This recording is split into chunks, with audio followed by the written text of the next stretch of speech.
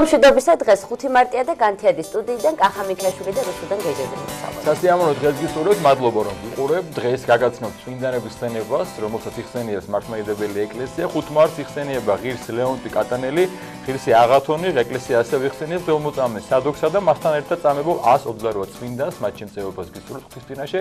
აშეხება სტუმრებს, მოგეხსენებათ რომ დიდმარხვის მოსამზადებელ პერიოდში იმყოფებით, კვირაზე ნაკლები რჩება მარხვის დაწყებამდე. ამ თემასთან დაკავშირებით ჩვენი სტუმარი იქნება კტანიშში მდებარე წმინდა გიორგის სახელობის ტაძრის წინამძღვარი მღვდელი დავით მექვაბიშვილი. როდი და რა მოქმედება შრომის უსაფრთხოების შესახებ ახალი კანონი და რა სიახლეებს მოიცავს არსებული რეგულაციები, საკითხზე უფრო ვრცლად ისაუბრებს შრომის პირობების ინსპექტირების დეპარტამენტის წარმომადგენელი ქალბატონი მაია მიქაია. დღეს 5 მარტს თამაშჭილაძის 88 წელი შეუსრულდებოდა. თამაშჭილაძის აქამდე გამოუქვეყნებელ ჩანაწერებს დღეიდან უკვე მკითხველი წაიკითხავს. ამასთან დაკავშირებით ჩვენი სტუმრები იქნებიან მწერალი ზვიად კვარაცხელია და გამომცემლობა ინტელექტისა და არტანუჯის ხელმძღვანელი, მთავარი რედაქტორი ბატონი ბაჩო კვირტია. და ისტორიკოსი ჯაბა სამუშია ახალ წიგნზე მუშაობს. ავტორი თავის ნაშრომში ვრცლად აღწერს თუ როგორ ხდებოდა საქართველოში მეფეთა კურთხევა, ერთ-ერთი მნიშვნელოვანი თავი კი მეფეთა გვირგვინებს ეთყობა. ასე რომ საინტერესო გადაცემა გელოდება წინ, რაც იმას ნიშნავს რომ უნდა დაიწყოთ დილა განთიადთან ერთად, დაგველოდეთ რამდენიმე წუთში უკვე მოძღვარი შემოგვიერთება. დროებით. ყურით მოთხრეული. ეს გამოთქმა ძველი რომის კანონმდებლობიდან მომდინარეობს. სასამართლო პროცესების მიმდინარეობისას მოწმე პროცესზე თუ არ გამოცხადდებოდა, მას ყურით ათრევდნენ მოსამართლესთან. როგორც წესი, ყურით მოთხრეულ მოწმეს დაინტერესებული მხარის სასარგებლოდ უნდა ელაპარაკა.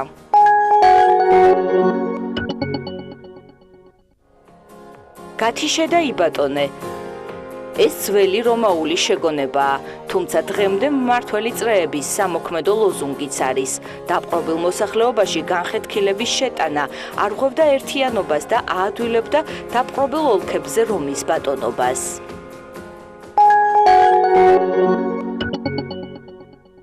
სპილო.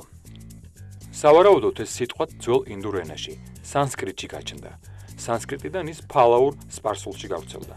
ქართულ ენაში ფალაური პილ სპილოდ იქცა.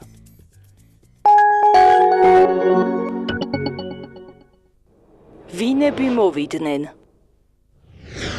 მცდარია. სწორია. ვინ მოვიდა. ვწეროთ და ვიმეტყველოთ სწორად.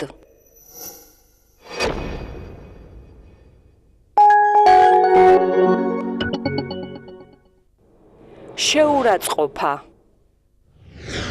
მცდარია. სწორია. შეურაცხყოფა. ვწეროთ და ვიმეტყველოთ სწორად.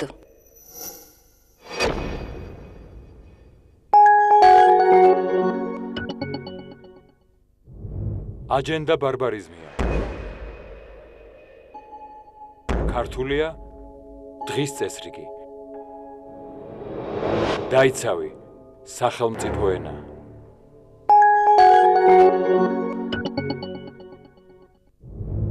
გაიდლაინი ბარბარიზმი. ქართულია სახელმძღვანელო პრინციპი. მითითება. დაიცავი სახელმწიფო ენა.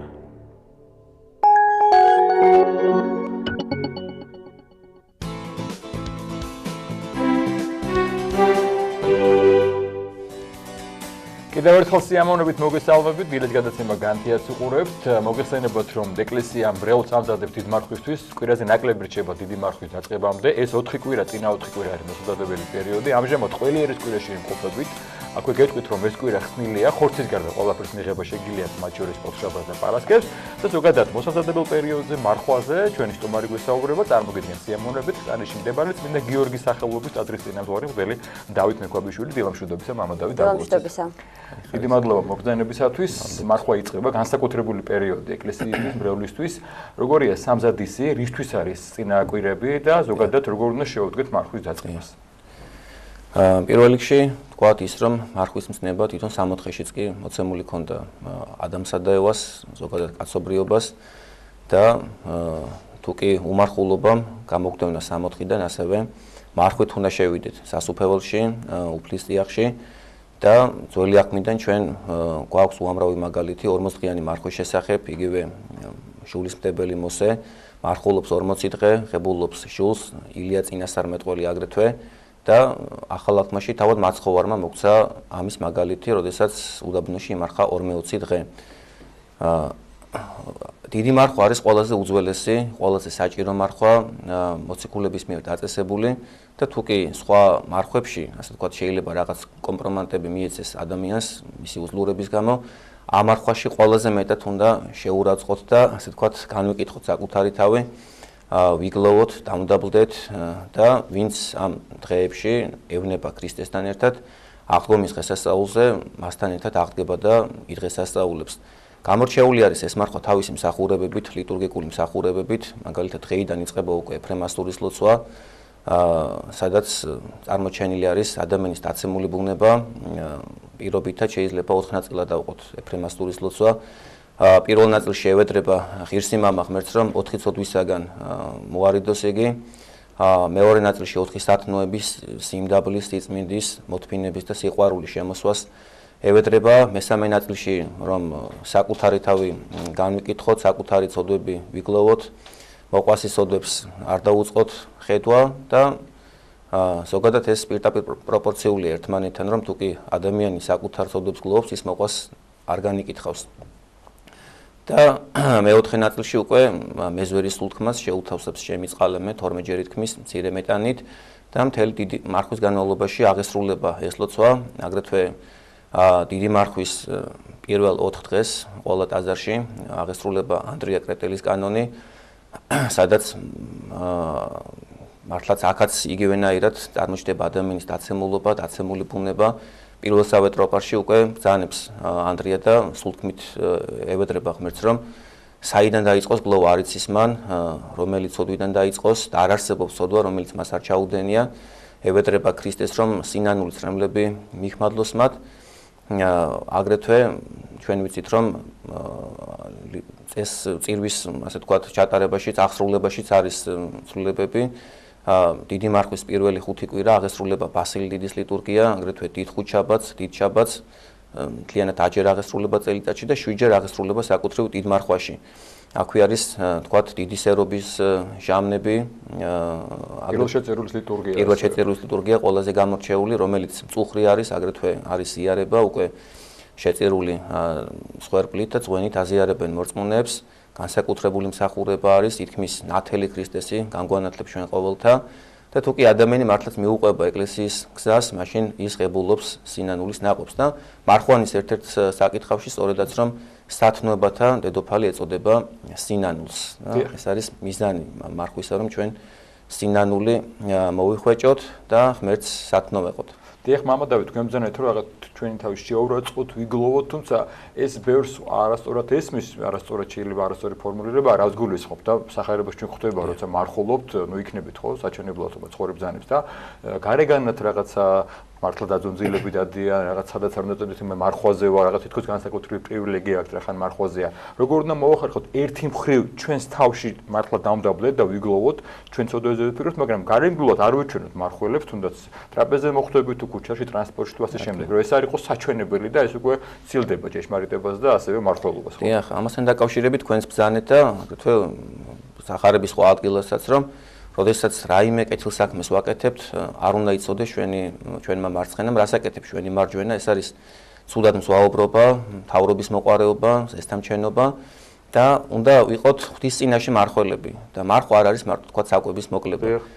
ჩვენი თვალი, ყური, ყველაფერი უნდა მოვიკვეთოთ ცოდვებისაგან, უნდა ჯვარზე გავეკრათ ქრისტესთან ერთად ამ დღეებში და ამ დღეებში ვინც მოახერხებს იმას, რომ მოახდინოს ფერიცვალება საკუთარ თავში, შესაძლოა ეს უკვე საბაბი იყოს იმისა და დასაწყისი, რომ მთელი ცხოვრება, ასე ვთქვათ, ჩადგეს რიტმში და იყოს დედა ეკლესიის ღირსეული შვილი. ასე რომ ჩვენ არაფერი არ უნდა გავაკეთოთ ხვის დასანახად, თუმცა ეს ადვილი არ არის, საქმელად ადვილია, მაგრამ როგორც იოანეს წინელი ბრძანებს, კუბოს კარამდე მიყვება ჩვენ ეს ყველაფერი. მამა დავით, აი თქვენ ახსენეთ შინაგანი ფერისცვალება და საინტერესოა მაგალითად ქრისტიანი ადამიანის ცხოვრების წესი დიდად არ უნდა განსხვავდებოდეს ალბათ მარხვასა და ხსნილში, იმიტომ რომ ჩვენ ერთნაირად უნდა დავდიოდეთ ტაძარში, ვესწრებოდეთ წირვალოცვას, თუმცა მარხვა რო იწყება ჟარგონს ვიხმარ ბოდიში, კაი ტიპები ვხდებით, მაქსიმალურად ვცდილობთ, რომ არ განვიკითხოთ, არავის არ შეურაცხყოთ, უფრო მიმტევებლები ვხდებით. აი ეს დროებითი ფერიცვალება საშიშია თუ არა? იმიტომ რომ როგორც კი მარხვა მთავრდება, ჩვენ ისე ვიბრუნებთ ჩვენს პირვანდელ სახეს. არის ეს ვარჯიში, სულიერი ვარჯიში სრულყოფილებამდე თუ არის ეს საზიანო? ეხლა ჩვენ უნდა ვეცადოთ რომ მაქსიმალურად გამოვიღოთ ნაყოფი, ჩავებოთ ეკლესიურ ცხოვრებაში აი ამ პერიოდში და დანარჩენი ეხლა რამდენადაც გავყვება ეს მადლი მეორე აღდგომის მარხვამდე წმინდა ორმეოცამდე იქამდე უნდა შევინარჩუნოთ. კარგი იქნება რომ თქვა ჩვენთვის ეს გარეგნული მსახურება არ იყოს მთავარი და ყოველდღიურად ჩვენ იქნება თქვა ეს დიდი მარხვის პერიოდი თუ არ იქნება, მაინც გქონდეს ეს ყოველდღიური ჯვარცმა და აღდგომა ქრისტესთან ერთად, მაგრამ ამ პერიოდში ჩვენ გვინდა თუ არა მაინც ეს ხვაწლი არის გაორმაგებული. იქნება ეს თქვა წმინდა ზიარებით, თქვა აღზარებით, ფსალმუნების კითხვით, საკვების მოკლებით თუ ასე შემდეგ, იგივე ეფრემასურის ლოცვა, ანდრია კრეტელის კანონი ტიპიკონალურად არის ასე ვთქვათ გაორმაგებული ყველაფერი ამ პერიოდში და მაინც ხდება ისე რომ დამთავრდება თუ არა ეს დიდი მარხვა, აზრები იცლება, ადამიანები ასე ვთქვათ უბრუნდებიან ხშირად ძველ ცხოვრებას და ხშირად ისიც არის რომ მარტო ამ პერიოდში ცხოვრობს ადამიანი ეკლესიურად. აი საუკეთესო მაგალითი არის ეთისხება 7 გზის. ისეთ ადამიანს დაინახავთ რომელიც მთელი წელი არ გამოჩენილა, ან შეიძლება ვთქვათ 2-3 წელი. მაგრამ ისეთი დღეები არის მართლაც ისე იზიდავს ყველა ადამიანს, თუნდაც არა დიდად მორწმუნეს, რომ ყველანი მოდიან ტაძარში და ადამიანს ვერ ეტყვი. ეს ერთი მოსვლა შეიძლება დასაბამი გახდეს იმისა, რომ თქვათ შემდგომში უკვე გულს მიყავ ხარ ტაძრამდე. მაგრამ არის კიდევ მამა დავით მეორე მომენტი. ახალ მისულებს ხშირად აბრკოლებენ ხოლმე დიდი ხნის მრევლი. ხშირად აბრკოლებს ხოლმე. მაგალითად ტაძარში რომ მიდიხარ, გინდა რომ სითბოთი და სიყვარულით ხდებოდეს არა მხოლოდ სასულიერო პირი, არამედ მესანცლე იქნება მე დავით ნებისმიერი მრევლი. უცებ აღმოჩნდები გარემოში, სადაც ყველა რაღაცას გასწავლის. მე ზოგჯერ მრევლს გონია რომ სასულიერო პირზე უფრო კარგად იცის, რადგან წლებია დადის ტაძარში რაღაცეები და ნუ ეს ძალიან აპკოლებს ახალ მოსულს. რა პასუხისმგებლობა ენიჭება უკვე დიდი ხნის მრევლს ესეთ შემთხვევაში? დიდი ხნის მრევლი თუ არის ის უკვე გარეგნულ რაღაც წესს შეულებებზე აღარ უნდა აკეთებს აქცენტს, მისთვის შინაგანი განახლება უნდა იყოს ყველაზე მთავარი. და ნაყოფის გამოღება რეალურად პავლე მოციქული ბრძანებს რომ მართალსა ჟული არ ჭირდება. აი ეს გარეგნული წესშეულებები ჭირდება ჩვენ, ცოდულ ადამიანებს, გულისხმებში გამფრთილებს, რომ გამოსწორდეთ და ყოლა დაუშვებელია რომ დავაბრკოლოთ ვინმე. არანაირი ასე ვთქვათ მითითება კონკრეტული რომ დაჩოქება არ შეიძლება, აკავლა არ შეიძლება რაღაც. თუ მაინდამაინც ჩვენ ამას გავაკეთებთ, ძალიან დიდი სიყვარულით უნდა გავაკეთოთ და ჩემამდე მოდის ხშირად ხმები რომ აი ვთქვათ იქ ესე მითხრეს, აქ ეს გავაკეთე და კარგი გავაკეთე და ცუდი მივიღე და ვინც სუსტი აპყოლდება, ვინც ძლიერი აპყოლდება, მაგრამ გულისკენა მაინც რჩება. ასე რომ თავარი არის რომ ჩვენ არ დავაბრკოლოთ არავინ. არ დავაბრკოლოთ არავინ და როგორც უფალი ამბობს სახარებაში, უმჯობესია ამგვარმა ადამიანმა წისქვილის სხვა დაიკიდოს ქედზე და შთავარდეს ზღვაშიო და იგივე ესაა წინასწარმეტყველიც რომ თქვენთვის იქ მობის სახელი ჩემი წარმართა შორის. განსაკუთრებულად უნდა მოვერიდოთ მოყვასის დაბრკოლებას. ამ შემთხვევაში ქრისტეს მიმართ ვწოდავ ჩვენს მორწმუნეობას უკვე ალბათ დიდი კითხვით ნიშანი ადგება თავზე. მამა დავით კვირას კათოლიკოს პატრიარქმა მრევლს მისცა კურთხევა რომ მარხვაში ყოველ კვირას ეზიარებ და დაამატა რომ ეს გაგვაძლიერებს ჩვენ. აი ზიარების მნიშვნელობა განსაკუთრებით მარხვაში რაოდენ საჭიროა, როგორ უნდა ხდებოდეს მომზადება, იმიტომ რომ ხშირად ხვდებით ჩვენ რომ ადამიანი დადის წირვაზე, თვეებით, შეიძლება მარხვა ისე გავიდეს რომ არ ეზიაროს და რაღაცნაირად გეუბნება რომ იცი რომ მე მზად არ ვარ. ან მევა წირვას დაესწრება მოდის. ზოგადად რამდენად მნიშვნელოვანია რომ წირვაზე დასწრებით დროს ვეზიარო, თანაზიერი გავხდეთ იმისა რის გამოც ხდება მსხლობში წირვა. მართალი ბრძანდებით და ნამდვილად აუცილებელია სოფლიო კრების კანონები განკვეთით ემუქრება ყოველას, ვინც წირვაზე მიდის და არ ეზიარება, ეს მსგავსია იმისა, რომ ვინმე ჩვენ რაიმე თქვათ დღესასწაულზე დაგვაპატიჟოს, მივიდეთ და არაფერს პირი არ დავაკაროთ. და ჩვენი უდებების გამო ვაკლებთ ძალიან დიდ მალს. ქრისტე ჩვენთვის ეციდან გარდა მოხდა, ყოველ წირვაზე იკვლება ჩვენთვის ქრისტე და ჩვენი უდებების გამო ვაკლებთ აი ამ დიდ საიდუმლოს. უფალი ამბობს სახარებაში, რომ როდესაც თაბორის მტიდან ჩამოდის, ეშმაკეულ ყრმას განკურნავს და მოციქულები ეტყვიან მას, რომ ჩვენ რატომ ვერ მოახერხებთ მისი განსხმა, ეტყვის მოციქულებს და ყველას, რომ ესე ნათესავი არარაით განვალს გარნალოცვითა და მარხვითა. ამასთან დაკავშირებით იგივე წმინდა ბასილი დიდი ამბობს ზიარების წინა ლოცვაში, რომ სული ჩემი საწყალობელი იგონების ეშმაკთაგან ბოროტაო. და იმისთვის რომ ჩვენიდან განვიდეს ეს ბოროტის სულები დამკვიდრებული, რომლებიც შემოდიან ჩვენში ამა თუ იმ ცოდვის და უნებების აღსრულების შემდეგ, აუცილებელი არის სისტემატიური ზიარება, მარადიული, ისე როგორც სხეულს ესაჭიროება დაცვა თავისი ბუნების და საკვები, ასევე ეს არის სულის საზრდელი და უფალი ამბობს, რომ ამას ყოფთით მოსახსენებელად ჩემ და ყოველ წირვაზე ჩვენ ვალდებულება გვაქვს იმისა, რომ ვეზიაროთ. ეს არ არის თქვათ არჩევითი. მოძღვარი უნდა განსაზღვრავდეს ამ ზიარების სიხშირეს ალბათ. არა, თვითონ ადამიანს უნდა უნდოდეს და მოძღვარს არ აქვს უფლება დააბრკოლოს მე ამაზე. მე რაც უფრო ცოდულად წარმოვაჩენ ჩემ თავს, მით მეტად მინდება რომ ღმერთმა გამწმინდოს მე და დაიკლა შემთვის და თავისი. მამადავით, ალბათ თქვენ განსაკუთრებით როგორც ასულური პირი მოგისმენიათ, ეგ ხშირად არის, რომ მე არ ვარ მზად და რაღაცნაირად თითქოს ადამიანი თავისთავად თვითონ წყვეტს არის მზად თუ არ არის. ერთი დღევის თუ გულწრფელად ხდება კარგია, მაგრამ რაღაცნაირად ღმერთი გვაძლევს საშუალებას ვეზიაროთ ჩვენ რას შეიძლება არ ვარ მზად, რას შეიძლება როგორ უნდა იყოს მზად. ღირსი არავინ არ არის ალბათ ზიარების. ხო, ღირსი არ ვარ, ითით რაღაცა ხანდახან მოგისმენ რომ მე ღირსი არ ვარ, ვერ ვეზიარები. ეს ბოროტის მიერ იყო ღირსი არ უღირსი და როგორ უნდა მოვიმზადოთ ზიარებისთვის. ეს არის ბოროტის მიერ შემოგდებული, ასე ვთქვათ, აზრი, პავლე მოციქული ამბობს, რომ კეთილწეს შეულებებს გახსნიან ბოროტის რახვებია. მღვდელი გამოდის რა ბარძიმით და იმზადება მრევლის აზიარებლად, ამბობს სიტყვებს: შიშით აღვთისათა და საწმუნოებით და სიყვარულით მოვედით. თუ ჩვენ გვაქვს ეს მოგზალება ქრისტეს წინაშე, ჩვენ შეგვიძლია ყოველთვის ვეზიაროთ და ჩვენთვის არის ეს ყველაფერი, ჩვენთვის არის საუკუნო ცხოვრება. და პირიქით, ვინც არ ეზიარება, იმათ შეაგონებს პავლე მოციქული, რომ გულისხმა ყონეს დიდი საიდუმლო და უძვირესისა ტანჯვისა ღირსყოფად, რომელმაც ზეღმრთისა დათრგუნოს და სისხლი აღქმისა იარაღირსად შერაცხოსო. ასე რომ ჩვენ ეს აჩემება უნდა მოვიკვეთოთ, ღირსი ვერ გავხდებით ზიარების გარეშე, ვეზიარებით და ყოველ ზიარებიდან ზიარებამდე ადამიანი დიდ მოგზალებას განიცდის, ცდილობს შეინარჩუნოს ზიარების შემდგომ მიღებული მადლი და მომავალი წინ აღსრულებადი ზიარებით ემზადება, ნაკლებად ჩადის სოდვებს და უფრო მოგზალებულია მისი ცხოვრება და უფრო უახლოვდება ღმერთს. თუმცა უკვე საქართველოს ეკლესიის თავი მაკურთხეველი არის პატრიარქი, პატრიარქიან კურთხევა თელმერო პირდაპირ თქვა რომ გეძლებათ ლოცვა კურთხევა ყოველ კვირას ეზიაროთ მარხვაში. ეს ნიშნავს შემოს რომ ზედმეტი რაღაც კურთხევა, ზედმეტი ფიქრები აღარ ჭირდება. თავარი რაც თქვენ ბრძანეთ, ეცადოს ადამიანმა რომ რაღაცნაირად რაღაც თავის წოდებს ზედფიქროს და პატრიარქიდან არის კურთხევა ამის შესახებ. ამადავით, ისევ მარხვას რომ დაუბრუნდეთ, თქვენ ბრძანეთ თავიდან ამ მარხვის მნიშვნელობაზე. წელიწადში 4 მარხვაა დადგენილი და განსაკუთრებულია ეს. რატომ არის გამორჩეული მარხვა? რის გამოა იგივე ტიპიკონში ცვლილებები და სხვადასხვა საკითხები, რაც თქვენ ბრძანეთ და ამაზე აღარ შევჩერდები. რითი არის გამორჩეული და რატომ არის განსაკუთრებული და ძიმე მარხვად ეწოდება, თუმცა ეს სიმძიმესაც განსაზღვრავს მოძღვარი და ასე შემდეგ. რატომ არის გამორჩეული დიდი მარხვა? მრავალი ფაქტორი არსებობს ამისთვის.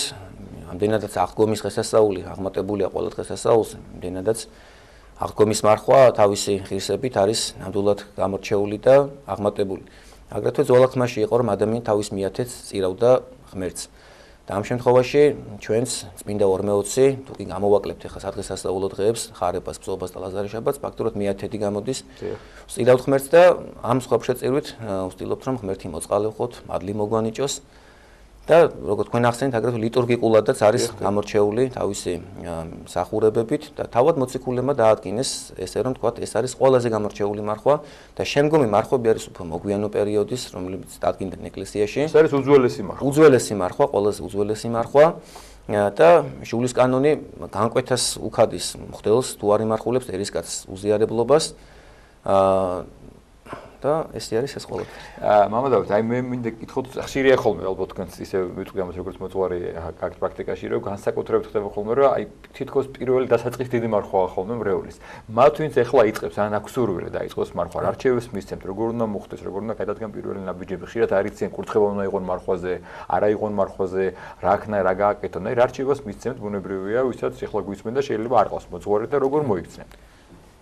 ერთ-ერთი მთავარი სულიერ ცხოვრებაში არის მოძღვრისიება, რომელიც იქნება შუამავალი ჩვენსა და ქრისტეს შორის და რომელიც საკუთარ თავს არ შეგვაყარებს, არამედ ქრისტეს შეგვაყარებს. მნიშვნელოვანი საკითხია. და დღეს ეს პრობლემა დგას ნამდვილად, რომ ჩვენ თავს უფრო ვაყარებთ მრევლს, მორწმუნეს, ვინც აზერში მოდის, ვიდრე ქრისტეს. და ამის შემდგომ ესეთი ადამიანი უნდა ვიპოვოთ აუცილებლად და ნამდვილად არიან ესეთი ადამიანები. საბედნიეროდ ბევრი. არიან კი ნამდვილად, თავის დროზე დაბრკოლებული იყო წინასწარმეტყველი ილიაც, რომ მარტო დავჩიმეო და უფალი ეუბნება, რომ 7000 კაცი მყავს დაშტომილი, რომლებმაც ბაალს მუხლი არ მოუდრიკესო. და ნუ შეგვიპყრობს სასწარკვეთილება, რომ ბოლო ჟამია, თითქოს არ არის ღვთის სიტყვა აღარ იქადაგება, არიან ჭეშმარიტად ესეთი მოძღვრები, მე პირადად ბევრს ვიცნობ. და მისი ხელმძღვანელობით დავიწყოთ, ასე ვთქვათ, მარხვა. ზოგადად კეთილსაქმეს არ ჭირდება კურთხევა, შეგვიძლია დავიწყოთ, მაგრამ არის რაღაც ნიუანსები, რომლებიც მოძღვართან უნდა შევათანხმოთ და მოძღვრის გარეშე რთული არის გავლა ამ ყველაფრისა. რაც შეეხება ჩემი პირადი აზრი არის, თავარი აქცენტი ჩემი აზრით, ვინც ტაძარში მივა, უნდა გააკეთოს იმაზე, რომ პირველ რიგში მოძღვართან მივიდეს და მეორე, რაც შეიძლება მეტ მსახურებას დაესწროს ტაძარში. ტაძართან ახლომყოფობა არის ერთ-ერთი მთავარი, რომ ადამიანს შეუყვარდეს ქრისტე და ეკლესიური ცხოვრება. რომ თუ კი ადამიანი ყურადღებით დაუგდებს ყურს საეკლესიო საკითხავებს, შეუძლებელია რომ მაშინ სინანული არ შემოვიდეს და არ გაიღვიძოს სინანულის ხსნობამ და მომავალი ცხოვრების ასრულებამ. ეხ მამადავით ასევე მინდა მამები გვირჩევენ ჩვენ რომ დიდ მარხვაში განსაკუთრებით თუმცა ეს ყოველთვის საჭიროა ამაზე სახარებაში კვირას საკითხულ სახარებაში მოვისმინეთ როგორ შეიძლება გამართლად დავთქვით ღვთის მარჯვენით განსაკუთრებით დიდ მარხვაში კარგია თუ ქველი საქმეს გავაკეთებთ გაჭირვებულს დავეხმარებით სიკეთეს აი ამაზეც რაღაცა თითქოს ერთგვარი ხელი შემწყობებია იმისთვის რომ მარხვა რაღაცნაირად შეიძლება ისაგვარად კარგად გამოვლიოთ ხო? ეხ აი მარხვა არის ყველა სათნოება არის ჯაჭვური იგივე მარხვა წმინდა წინასწარმეტყველი ესაია ბრძანებს რომ წმინდა ხავთ მარხვა ქადაგეთ მსახურება რომ ამ პერიოდში უნდა შევითვისოთ მეცნიერება მოწყალება მოყვასი არ უნდა შეურაცხყოთ გაჭირვებულს გვერდში უნდა დაუდგეთ პეტრე მოციქული ამბობს რომ ყავთ მეცნიერება საშინა მარხვაი მარხვა საშინა მოთმინებაი მოთმინება საშინა ღვთისმსახურებაი ღვთისმსახურება საშინა ძმათმოყვარებაი და ძმათმოყვარება საშინა ღვთისსიყვარული რომ აი სათნო ჯაჭურად უნდა შევითვისოთ ასე თუ ისე ყველა სათნოება. თუ კი ადამიანი ერთ-ერთს მაინც გამოაკლდება, სხვა მეორესაც ვერ მიწდება.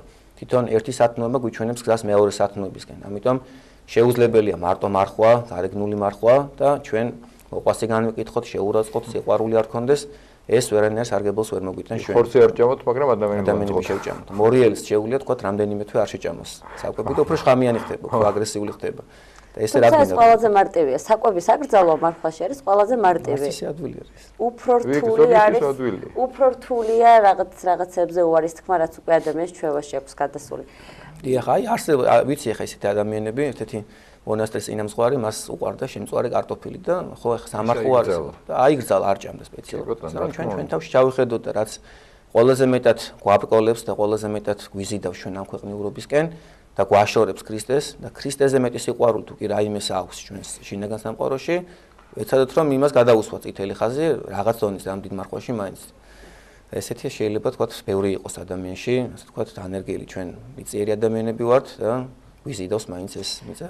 მამა დავით, თქვენ ახსენეთ ზიარების მნიშვნელობის შესახებ თქვენ ისაუბრეთ და რამდენად მნიშვნელოვანია ყოველი ზიარების წინ აღსარების თქმა?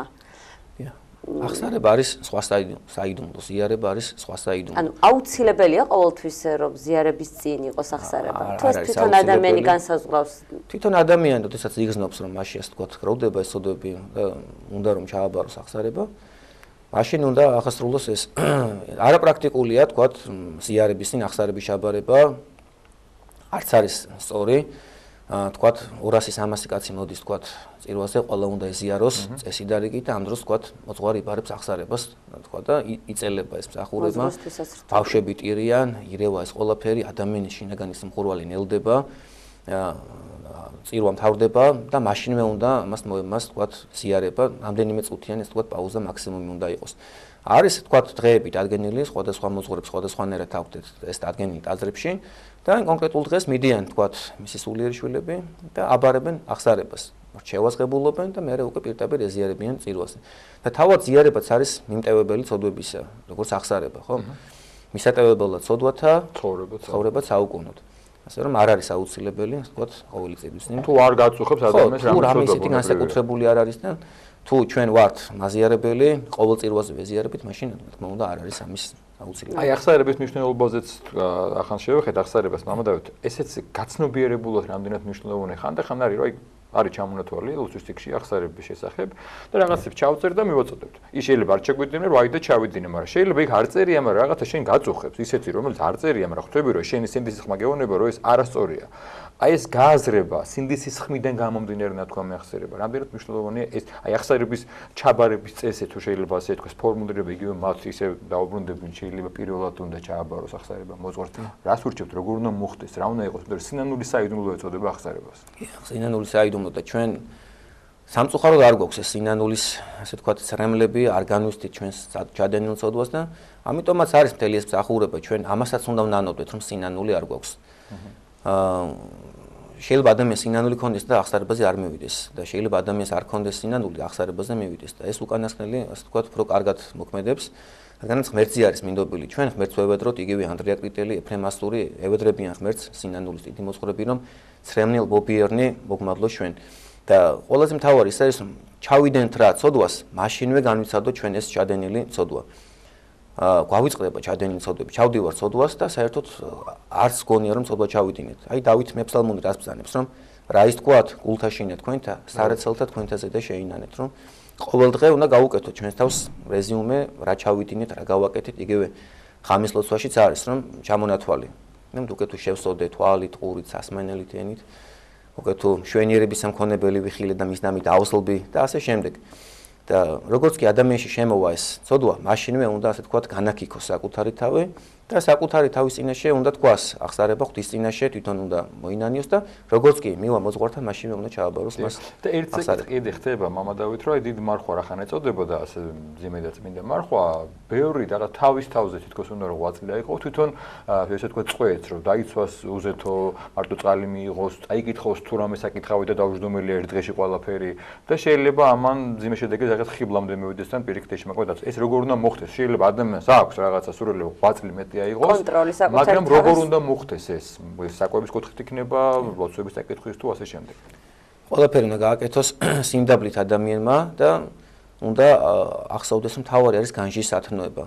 შეიძლება ადამიანმა შემოსროს სხეული ამ დღეებში და თქვათ იკითხოს, წაიკითხოს ყველაფერი, მაგრამ შესრულებით ვერაფერი ვერ შეასრულოს და მარხვის დასრულების შემდეგ ორმაგცნობილებას ჩავარდეს. არსებობენ ესეთი ადამიანები. ამიტომ უნდა ყველაფერი განჯით გავაკეთოთ, არ უნდა გვეგონოს რომ სხვაზე მეტი ვართ და რაც თავმდაბლობით კეთება და ღმერთზე მინდობით და მოძღვრის კურთხევით, მოძღვართან შეთანხმებით, უცდომელობა თანახლავს ამ ყველაფერს. და როდესაც ჩვენ თავს მივენდობით და გვინდა რომ თქვათ აი ჩვენ ვიყოთ საკუთარ თავში, გონია რომ სხვაზე მეც ვაკეთებთ, აი მაშინ უკვე ხიბლის მომენტი ამას თანახლავს და ხიბლის მომენტი ზოგადად, რა თქმა უნდა, ყველა ადამიანში მეტნაკლებად მაინც არის დაცემული ბუნების. ისე როგორც ამპარტავნება, ესეც ალბათ უბასკარამდე მიყვება ადამიანს. მამა დავით, რო კიდე გვაქვს რამდენიმე წუთი, აი ხშირად მომისმენია, რომ ვიცი რომ მე ვლოცულობ, ვეცრებ პირველ ლოცვას, ვიცავ მარხვას, მაგრამ არ ვითარდები, არ სულიერად. რაშია ამ დროს პრობლემა? აი ძალიან იგივე ადგილას გავა, მომისმენია ბევრისგან. კითხულობ ყველაფერს, ეზიარები, ახსარებას ვაბარებ, მარხვას ვიცავ, შეძლებს და გვართ, მაგრამ აი წინსვლას ვერ ხედავ. ეხა მეც ვაკვირდები ხშირად ამ ყველაფერს და ვიცნობ ისეთ მოძღვრებსაც სამწუხაროდ არიან, რომ ისე იგი ხადაგება, თქვათ, შეიძლება 1 საათიანი იყოს და ღვთელმა ქრისტე არ ახსენოს, თქვათ. ჩვენ კითხულობთ ხშირად ფსალმუნებს, დილას დაღამოს ლოცვას, მაგრამ ქრისტეს არ ვიცნობთ. ჩვენი ცხოვრება ეს არის შემეცნება ქრისტესი. საყოველთაო განკითხვის ჟამს, როდესაც უფალი გამოჩნდება დიდებით, ეტყვის სამგვარ ადამიანებს, რომ არა გიცნით თქვენ, განმეშორენი ჩემგან, ყოველნი მოქმედი უშუალოებისგან. ამიტომ, ჩემი აზრით, აი ქრისტეს მიმართ სულთქმა და გოდება და ვედრება უნდა იყოს ქრისტიანის ცხოვრებაში ძალიან ხშირად. ქრისტე უნდა იყოს ჩვენი სუნთქვა. და როგორც მოციქული ბრძანებს, სიკვდილი შესაძენელი და ცხოვრება ქრისტე. უნდა დავეწაფოთ აგრეთვე ლოცვას. სამწუხაროდ ბევრი ასე თქვა არასწორი აზრით დადის, რომ თქვა არ უნდა ვილოცოთ იესოს ლოცვა. ძალიან ხშირად, ძალიან პრაქტიკული არის იესოს ლოცვა, ვერ ვახერხებთ დილას საღამოს ლოცვის საკითხვას და შეიძლება თქვა ტრანსპორტში ვიყვან, ფეხით მივდიოდეს სამსახურში და რამდენიმეჯერ როგორც კი მე მოვუხმობ სისტემატიურად თქვა ქრისტეს, იესოს და შეწყალებას ხო, მე დიდ მაცუხებულობ და დიდ ნუგეშინისნებას ქრისტესაგან. ამის შემდგომ უკვე სახარებას რომ ვკითხულობ, იქ უკვე ქრისტეს ხვანაერთ მელაპარაკება მე. ქრისტეს პიროვნება უფრო საცნაური ხდება ჩემთვის. ამიტომ აქეთკენ უნდა ჩვენ წარმართოთ ჩვენი ცხოვრება და უნდა გვახსოვდეს რომ ქრისტე არ დავივიწყოთ არასდროს, რაც მან ჩვენთვის აღასრულა და ყველა ეს მსახურება ეკლესია თავად ქრისტემ დააფუძნა და ამ ეკლესიურ ცხოვრებასთან ერთად აუცილებელი არის ქრისტეს მარადიული ხსენება ჩვენი მხსნელის და ვინც აღდგა ჩვენთვის და აგვამაღლა ზეციურ სასუქროებს. უღრმესი მადლობა მამა დავით, შეგახსენებთ მარხვის დაწყებასთან დაკავშირებით გვესაუბრებოდა ტანიში მდებარე წმინდა გიორგის სახელობის ტაძრის წინამძღოლელი დავით მექვაბიშვილი. და მოგვიახლოვდა 9 საათიანი ლოცვაც, რამდენიმე წუთში დაგიბრუნდებით და გველოდეთ. დროებით.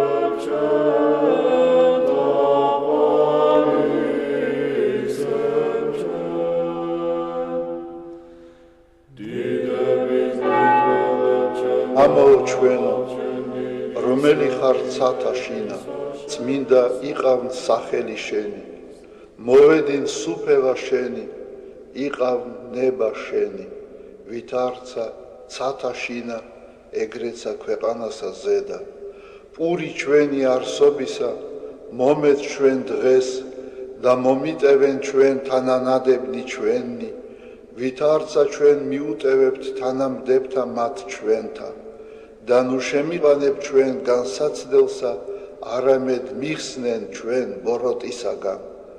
რამე თუ შენი არს სუფევა, ძალი და დიდება, მამისა, დაძისა და წმინდისა სულისა, აწდა მარადის და უკუნითი უკუნისამდე. ამინ.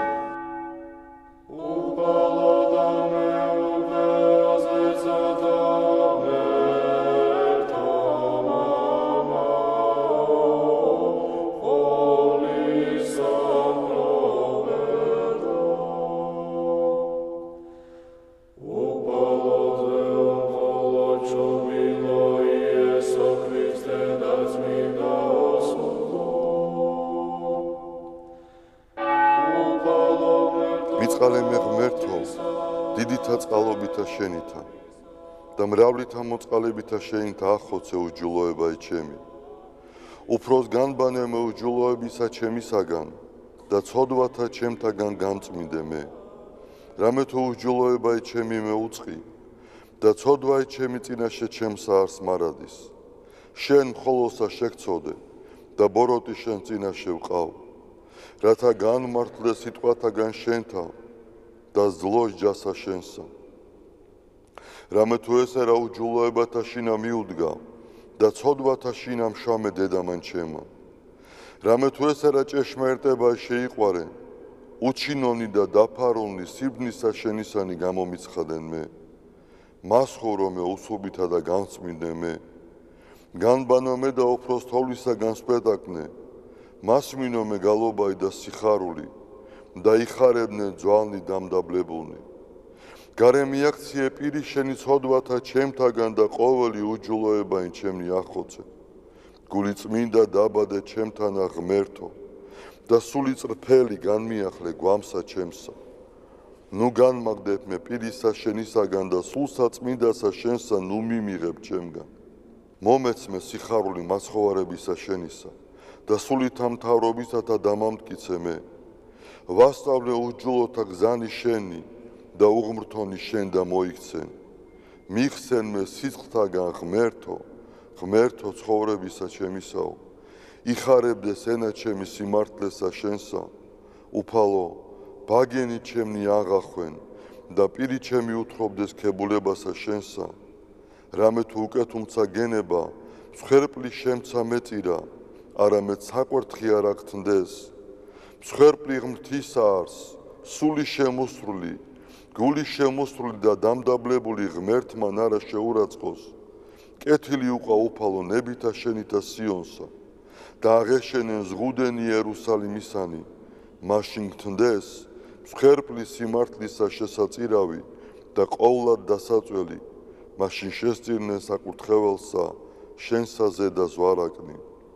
დიდება მამასა და ძესა და წმინდასა სულსა, აწდა მარადის და უკუნითი უკუნისამდე. ამინ. ალილუია, ალილუია, ალილუია, დიდება შენ და ღმერთო. ალილუია, ალილუია, ალილუია, დიდება შენ და ღმერთო. ალილუია, ალილუია, ალილუია, დიდება შენ და ღმერთო ჩვენო, დიდება შენ და. ღვთისმშობელო ქალწულო გიხაროდენ, მიმადლებულო მარიამ უფალი შენთანა. კურთხეულ ხარ შენ დედათა შორის და კურთხეულ არს ნაყოფი მუცლისა შენისა. რამე თუ მაცხოვარე გვიშევ სულთა ჩვენთა. უფალო, დიდება შენ და ღმერთო, გაამთლიანე და გადაარჩინე საქართველო. უფალო, დიდება შენ და ღმერთო, გაამთლიანე და გადაარჩინე საქართველო.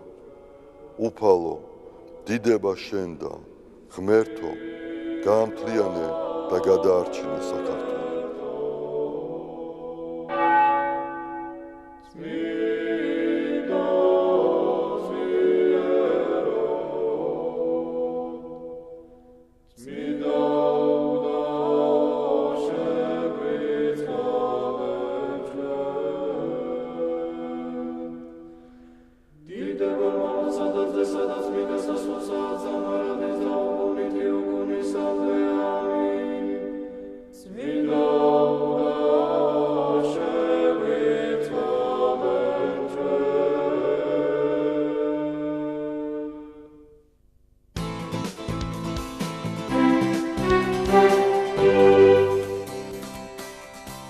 როგორც გადაცემის დასაწყისში დავაანონსეთ, შრომის უსაფრთხოების შესახებ ახალი კანონი ამოქმედდა, თუ რა სიახლეებს მოიცავს არსებული რეგულაციები, თემაზე უფრო ვრცლად ისაუბრებს ქალბატონი მაია მიქაია. დილომშვიდობისა. მადლობა მოგზაურობისათვის. მადლობა თქვენ თემით დაინტერესებისათვის და მოწვევისთვის. საქართველოს პარლამენტმა მიიღო ეს ახალი კანონი, ხო? რა შეიცვალა? მოგახსენებთ, რომ დღეს მოქმედი შრომის უსაფრთხოების კანონი ეხებოდა მხოლოდ მომეტებული საფრთხის შემცველ მძიმე მავნე და საშიშპირებებიან სამუშაოებს. თვითონ ეს სამუშაოების ჩამონაცვალი არის განსაზღვრული საქართველოს მთავრობის 391 დადგენილებით და მოიცავდა ისეთ სამუშაოებს, თქვათ, როგორც არის საცხოვრებელი და არასაცხოვრებელი სახლების მშენებლობა, ლითონის დამუშავებასთან დაკავშირებული, რკინის დამუშავებასთან, შაქრის წარმოებასთან, მქვილის წარმოებასთან დაკავშირებული სამუშაოები. ანუ ამ კანონის მოქმედების არეალი იყო შეზღუდული, ესე რომ ვთქვათ, გარკვეული სამუშაო სფეროებით, ეკონომიკური საქმიანობის ყველა სფერო შეეხება ის კანონი, რომელსაც მესამე მოსმენით მხარი დაუჭირა საქართველოს პარლამენტმა და რომელიც უკვე ორგანული კანონის სახით უნდა იქნეს მიღებული, ანუ ეხლა გადის კანონის შესაბამის პროცედურებს გამოქვეყნებასთან დაკავშირებით და უკვე გამოქვეყნების შემდგომ 1 სექტემბრის მდგომარეობით აღნიშნული კანონი შეეხება ეკონომიკური საქმიანობის ყველა სფეროს. ასევე მნიშვნელოვანი სიახლე, რაც არის ამ კანონით, იქნება შრომის ინსპექციის დაშვებასთან დაკავშირებული საკითხი. დღევანდელი მდგომარეობით თუ კომპანია არ იყო მინისტრის მიერ დამტკიცებულ სიაში, ესე იგი სასამართლოს გზით გვიწევდა და გვიწევს დღევანდელი მდგომარეობით მოვიტყო უფლება შევამოწმოთ კონკრეტული ობიექტი, სასამართლომ უნდა მოგვცეს მეწარმის შემოწმების შესახებ შუამდგომლობით მიმართავდა გვაძლევს შესაბამის გადაწყვეტილებას კონკრეტული საქმიდან გამომდინარე, უკვე ახალი კანონით ინსპექციას ექნება უფლება დღეღამის ნებისმიერ პერიოდში, ნებისმიერ ეკონომიკური საქმიანობის უფლებამოსილებაც იზრდება. გაუთხილებლად შეგვიძლია შევამოწმოთ. ქართველებს ეს უშველეთ, თორე ისე.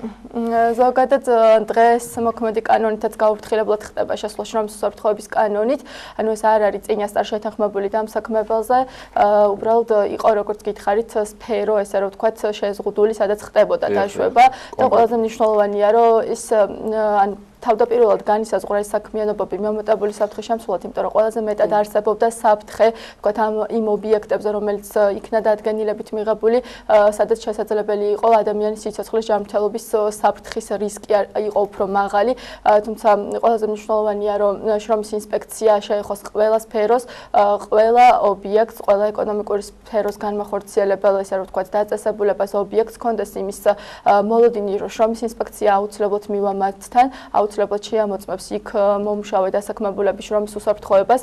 ეს გარკვეულწილად კომპანიებთან როგორი მუშაობთ? მათთან შესვლის უფლებაც გექნებათ, თუ მხოლოდ სახელმწიფოს დაქვემდებარებაში? არა, ყველასთან, კერძოში და მათ შორის საჯარო დაწესებულებებში ნებისმიერ ობიექტზე დაშვების უფლება გვექნება. ეს კანონი ეხება ყველას, როგორც კერძო, ასევე საჯარო დაწესებულებებს.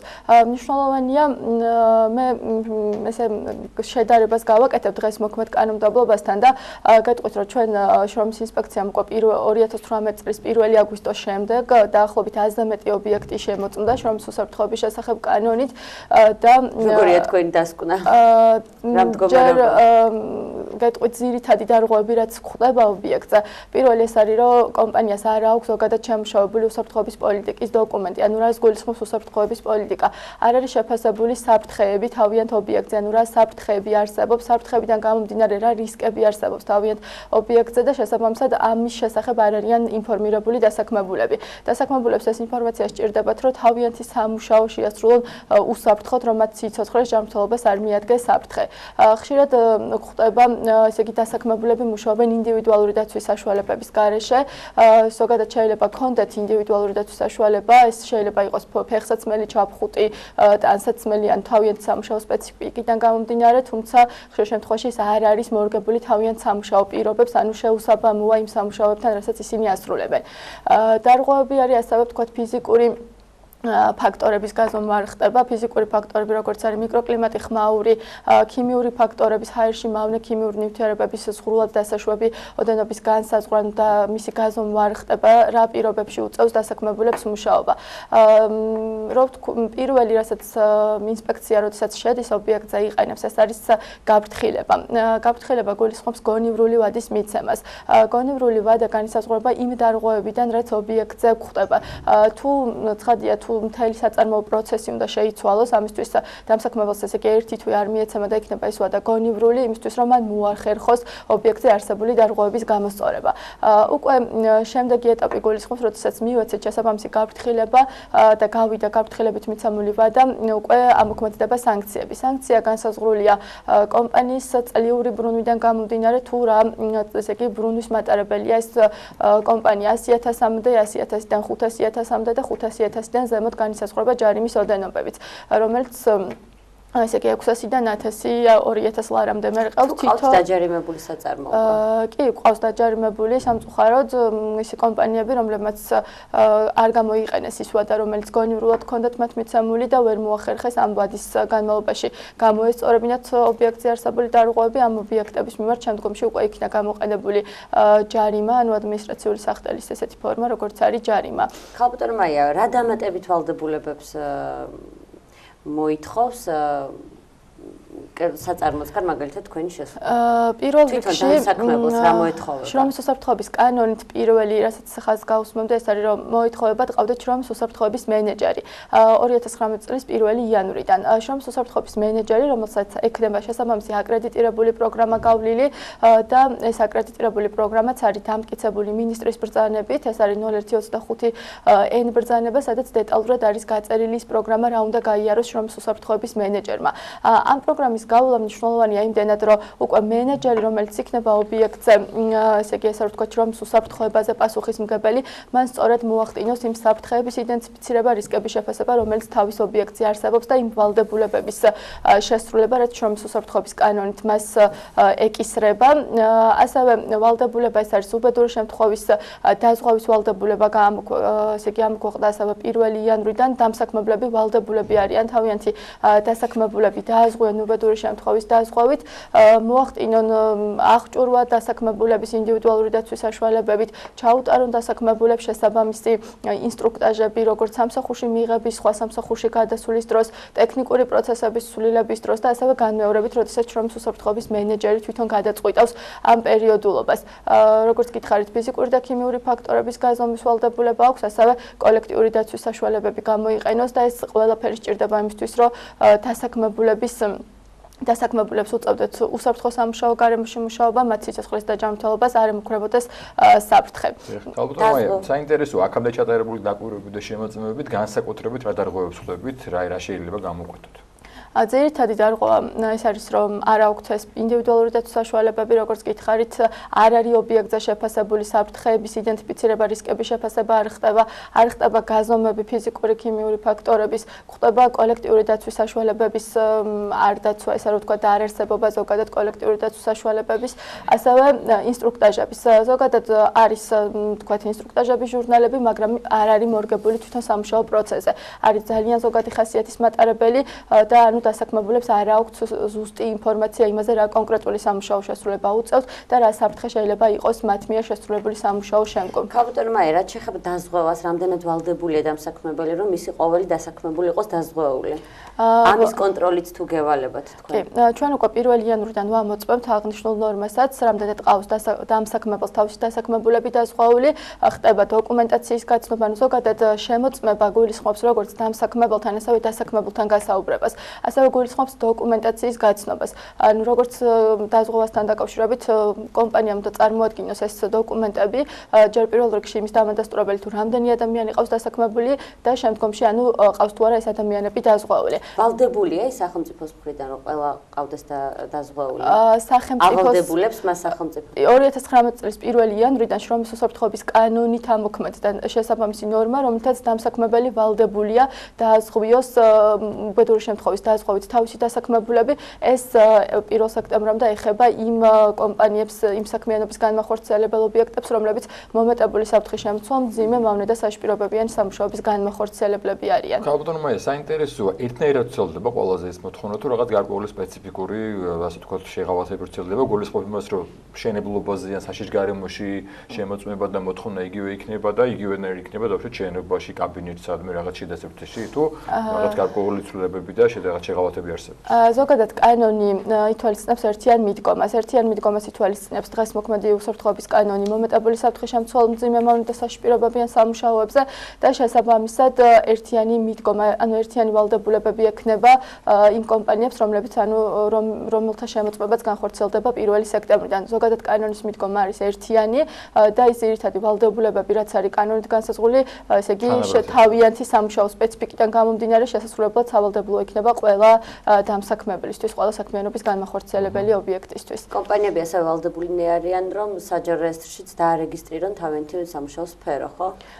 ამის ვალდებულება ჰქონდათ, განსაზღვრული იყო პერიოდი და 15 დეკემბრამდე გაგრძელდა, 2018 წლის 15 დეკემბრამდე გაგრძელდა ეს პერიოდი, როდესაც კომპანიები უნდა დარეგისტრირებული იყვნენ მომეტებული საფრთხის შემცველ სამუშაოთა განმახორციელებელში იუსტიციის სამინისტროს საჯარო რეესტრში, თუმცა დღეს, როდესაც ახალი კომპანია იქმნება, კომპანია, რომელიც ახორციელებს მომეტებული საფრთხის შემცველ სამუშაოებს, მას ასევე აქვს ვალდებულება, თუ ის დღეს დარეგისტრირდება, შეიქმნება, ასევე დარეგისტრირდეს ეკონომიკურ საქმიანობათა რეესტრში და რატო გვჭირდება? ზოგადი გვჭირდებოდა ეს რეგისტრაცია, იმიტომ რომ ქონდა ერთიანი ბაზა საქართველოში არსებული ობიექტების, რომლებიც ახორციელებდნენ მომეტებული საფრთხის შემცველ სამუშაოებს, ვინაიდან ეს კანონი სწორედ მათზე ვრცელდებოდა და ვრცელდება 1 სექტემბრამდე, როგორც აუგნიშნეთ.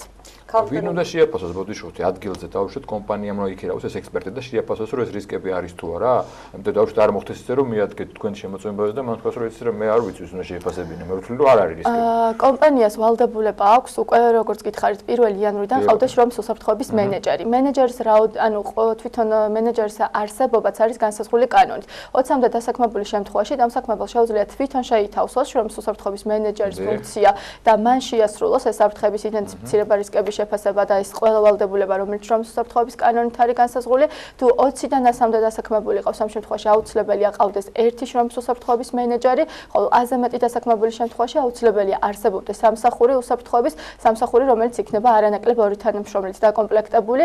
ასევე შეუძლია ვთქვათ მოიწვიოს გარე ექსპერტები კომპანიას, თუ შიდა კადრის არ უნდა რომ ყავდეს შიდა კადრი, ამ შემთხვევაში მოიწვიოს და გარე ექსპერტმა გაუწიოს მას მომსახურება, ასე რომ ვთქვათ შრომის უსაფრთხოების საკითხებთან დაკავშირებით.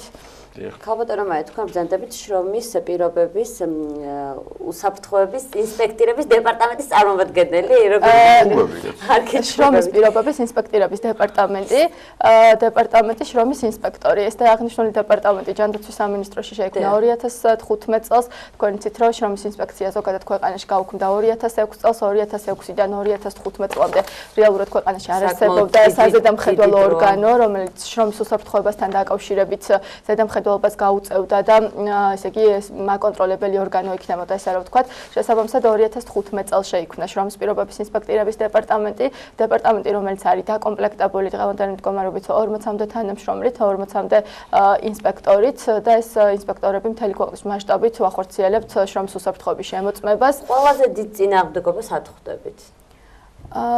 წინააღმდეგობას ვხვდებით. ყოფილა მაგალითად მისულ ხართ საწარმოში, მიუხედავად იმისა, რომ თქვენ გაქვთ ამის კანონიერი უფლება და მათ არ შეუძლიათ თქვენ წარმომადგენელი. შესახებ კანონით განსაზღვრული ასევე შრომის ინსპექტორებისთვის ხელი შეშლა. ხელი შეშლა დღესმოქმედი კანონით პირველად იყო გაფრთხილება ხელი შეშლისთვის. თუ ინსპექტორი თვლის, რომ მისი საქმიანობის განხორციელებისათვის მას ხელი ეშლება კონკრეტულ ობიექტზე, ამისთვის აქვს უფლება გამოიყენოს ადგილზევე გაფრთხილება და შემდგომ უკვე მეორედ არის გამოყენებული ჯარიმა, თუმცა დღესმოქმედი უკვე ახალი კანონით, რომელიც უკვე მალე გამოქვეყნდება, ასევე გაზრდილია ჯარიმის ოდენობები, რომელიც ინსპექტორების ხელი შეშლისთვის იქნება დაწესებული კომპანიებში. როდესაც ადამიანები მუშაობენ დასვენების დღეებში, უქმეებზე, შაბათ-კვირას, დღესასწაულებზე, ან იმ საათზე მეც რაც ადგენილია, ეს თქვენ გეხება თუ კანონი რას გვეუბნება ამ შესახებ? მათი დაცვა ვისევალება.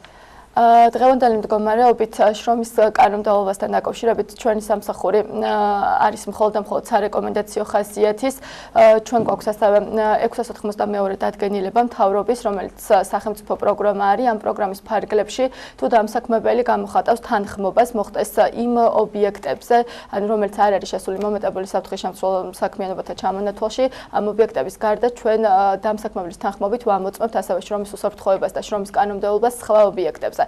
ამ შემთხვევაში თუ ინსპექცია ნახავს, რომ დარღვეულია სამუშაო საათები, როგორც თქვენ აღნიშნეთ, ვთქვათ, ზეგანაკვეთურის ანაზღაურება არ ხდება, ამ შემთხვევაში ჩვენ მხოლოდ სარეკომენდაციო ხასიათის ავართ ჯერჯერობით და ვაძლევთ დამსაქმებელს რეკომენდაციას, რომ ესე იგი მაქსიმალურად იყოს გამოყენებული შრომის კოდექსთან შესაბამისობაში შრომის ხელშეკრულება, ის შინაგანი წესები, დადგენილებები, რომელიც მას ექნება და შესაბამისობაში მოიყვანოს. დასაქმებულები არ საუბრობენ ხოლმე თავიანთ ცუდ პირობებზე, რაოდენ პარადოქსიც არ უნდა იყოს, იმიტომ რომ არ დაკარგონ სამსახური. აი ამ შემთხვევაში როგორია თქვენი მაგაზე ერთ-ერთი კარგი პასუხი სტუმარი ჩვენი დროა მოიწურა ქალბატონ რუსთან, დიდი მადლობა.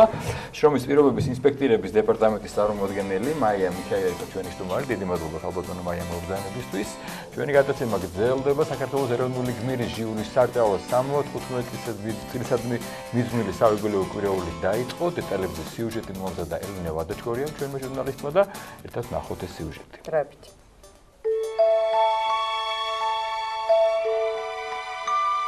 საქართველოს ეროვნული გმირის ჟიურის შარტავას ხსოვნისადმი მიძღვნილი კვირეული სოხუმის სახელმწიფო უნივერსიტეტიდან დაიწყო. საიუბილეო ღონისძიებები აფხაზეთის ავტონომიური რესპუბლიკის მთავრობის ინიციატივით იმართება. საღამოში მონაწილეობას იღებდნენ უმაღლესი სასწავლებლის ქორეოგრაფიული ანსამბლი მირონი, ფოლკლორული მუსიკის ანსამბლი სნო და თეატრალური დასი ამრა. როგორც ჩვენთან საუბრის დროს მონაწილეებმა განაცხადეს, ეროვნული გმირის ჟიურის შარტავას ხსოვნისადმი მიძღვნილ საღამოში მონაწილეობა მათთვის დიდი პატივია. მე მქონდა ბედნიერება ყოფილიყავი მისი თანაშემწე იქ ომის დროს და ნახე ამ კაცის, რა ვიცი, რაღაც თავდავიწყებული სიყვარული ერის, ხალხის, მისი საორგანიზაციო ნიჭი და ერთ სიტყვით ბედნიერი ვარ, რომ მქონდა ესეთი შესაძლებლობა. ეს არის მაგალითი ახალგაზრდებისთვის, რომლებმაც უნდა იცოდნენ და გაიზარდონ აი ამ პრინციპებზე. სამშობლო უპირველეს ყოვლისა. ღონისძიება ტარდება სოხუმის სახელმწიფო უნივერსიტეტში, სადაც მონაწილეობას იღებენ სტუდენტებიც, მათთვის ეს მისაბაძი მაგალითია. ისინი უფრო კარგად დაინახავენ, მოისმენენ თუ რა წვლილი მიუძღვის ჟიურის შარტავას. პატივია ჩვენთვის ამ ღონისძიებაში, რომ მონაწილეობას ვიღებთ. თეატრალურ დასი მაქსიმალურად ვეცდებით, რომ გავაცოცხლოთ ის რაღაც ფრაგმენტი, რომ ყოველთვის გულთან ახლოს მივიდეს ეს ისტორია. საიუბილეო საღამოს მონაწილეებმა სტუდენტებთან და დამსწრე საზოგადოებასთან აფხაზეთის ომის პერიოდი გაიხსენეს და ახალგაზრდებს ჟიურის შარტავას ცხოვრებისა და მოღვაწეობის შესახებ მიაწოდეს ინფორმაცია. როგორც ჩვენთან საუბრის დროს სოხუმის სახელმწიფო უნივერსიტეტის პროფესორმა ზურაბ პაპასკირმა აღნიშნა, ჟიურის შარტავას ხსოვნის პატივისცემა თითოეული ქართველის მოვალეობაა. ჟიურის შარტავა სრულიად საქართველოს ეროვნული გმირი, ჩვენი ეპოქის საქართველოს სიმბოლო, დამოუკიდებლობისათვის ბრძოლის სიმბოლო, ძალიან დიდი პიროვნება, ის ყოველთვის იდგა იქ, სადაც სამშობლო სჭირდებოდა და სიმბოლურია, რომ შეეწირა სამშობლოს ერთიანობასა და დამოუკიდებლობას. მე მქონდა ბედნიერება მეთანამშრომლა მასთან აფხაზეთში ომის დროს, კონფლიქტის დროს, როცა ქვეყანას ყავს ასეთი დიდი პიროვნებები, იმ ქვეყანას გადაშენება არ უწერია. ჩვენ ვართ სოხუმის სახელმწიფო უნივერსიტეტი, წარმოვადგენთ იმ რეგიონს, რომელ რეგიონშიც მიმდინარეობდა ეს კონფლიქტი, ვართ სოხუმიდან, სოხუმელები, რომლებიც მუდამ ვინახავთ იმ ხსოვნას, რომ ჩვენ უნდა დავბრუნდეთ სოხუმში აუცილებლად. შესაბამისად, სანამ ჟიურის შარტავას ხსოვნას ჩვენ ვინახავთ იმედს სოხუმში დაბრუნებისთვის. ჟიურის შარტავა 1993 წლის 27 სექტემბერს სოხუმის დაცემის დღეს დახვრიტეს. 2004 წელს მას პირველს მიენიჭა საქართველოს ეროვნული გმირის წოდება. იგი დაჯილდოებულია წმინდა გიორგის ოქროს და ვახტანგ გორგასლის პირველი ხარისხის ორდენებით. სენაკში შეიქმნა ჟიურის შარტავას მუზეუმი. მისი სახელი მიენიჭა ქუჩებს და საჯარო სკოლებს. 2014 წელს საქართველოს ტექნიკურ უნივერსიტეტში დაფუძნდა ჟიურის შარტავას სახელობის სახელმწიფო პოლიტიკის და მართვის სადოქტორო სკოლა. საქართველოს ეროვნული გმირი ბაკის სასაფლაოზეა დაკრძალული.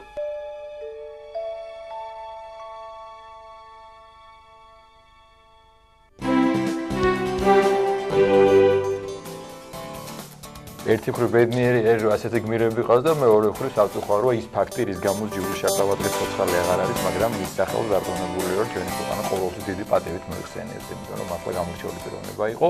კიდევ ესეთ გამორჩეულ პიროვნებაზე გვინდა ვისაუბროთ. დღეს 5 მარტს მწერალს, პროზაიკოს, ესაისტ, დრამატურგს თამაშ ჭილაძეს 88 წელი შეუსრულდებოდა. ამასთან დაკავშირებით დღეს საღამოს წიგნის მაღაზია შაქრო ბაბუ მწერლის ორ ახალ წიგნს წარადგენს, ამასთან დაკავშირებით ჩვენი სტუმრები არიან მწერალი, გამომცემლობა ინტელექტსა და არტანუჯის მთავარი რედაქტორი ბატონი ზვიად კარაცხელია და ბაჩო კვირტია მწერალი. მოგესალმებით, დიდი მადლობისათვის.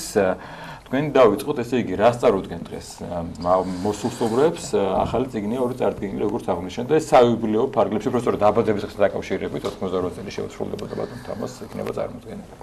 დღეს პირველად ხდება, როდესაც თამას ჭილაძე თავის დაბადების დღეს ვერ ესწრება, ანუ პირველი მის გარეშე აღინიშნება და ჩვენ გამომცემლობა ინტელექტმა და გამომცემლობა არტანუჯმა მისმა გამომცემლებმა ჩვენ არაერთი წიგნი გვაქვს თამას ჭილაძისა გამოცემული, გადავწყვიტეთ რომ საგანგებოდ ამ დღისთვის მოგვემზადებინა ორი სხვადასხვა ტიპის გამოცემა. ერთი ეს არის თამას ჭილაძის ჩანაწერები, მათგან მნიშვნელოვანი ნაწილი გამოუქვეყნებელია. ერთი მიმართულებით შევარჩიეთ, ეს არის ჩანაწერები, რომელიც დაიწერა 21 საუკუნეში. ჩვენ ამდენიმე წლის წინ თამას ჭილაძესთან თანამშრომლობით გამოვეცით მისი ჩანაწერების წიგნი ოწინარი, სადაც შევიდა დაახლოებით 50-60 წლის ჩანაწერები. აქ კი თავი მოიყარა მხოლოდ 21 საუკუნეში დაწერილმა ჩანაწერებმა და მათ შორის 2018 წელს დაწერილმა ჩანაწერებმაც მოიყარა თავი.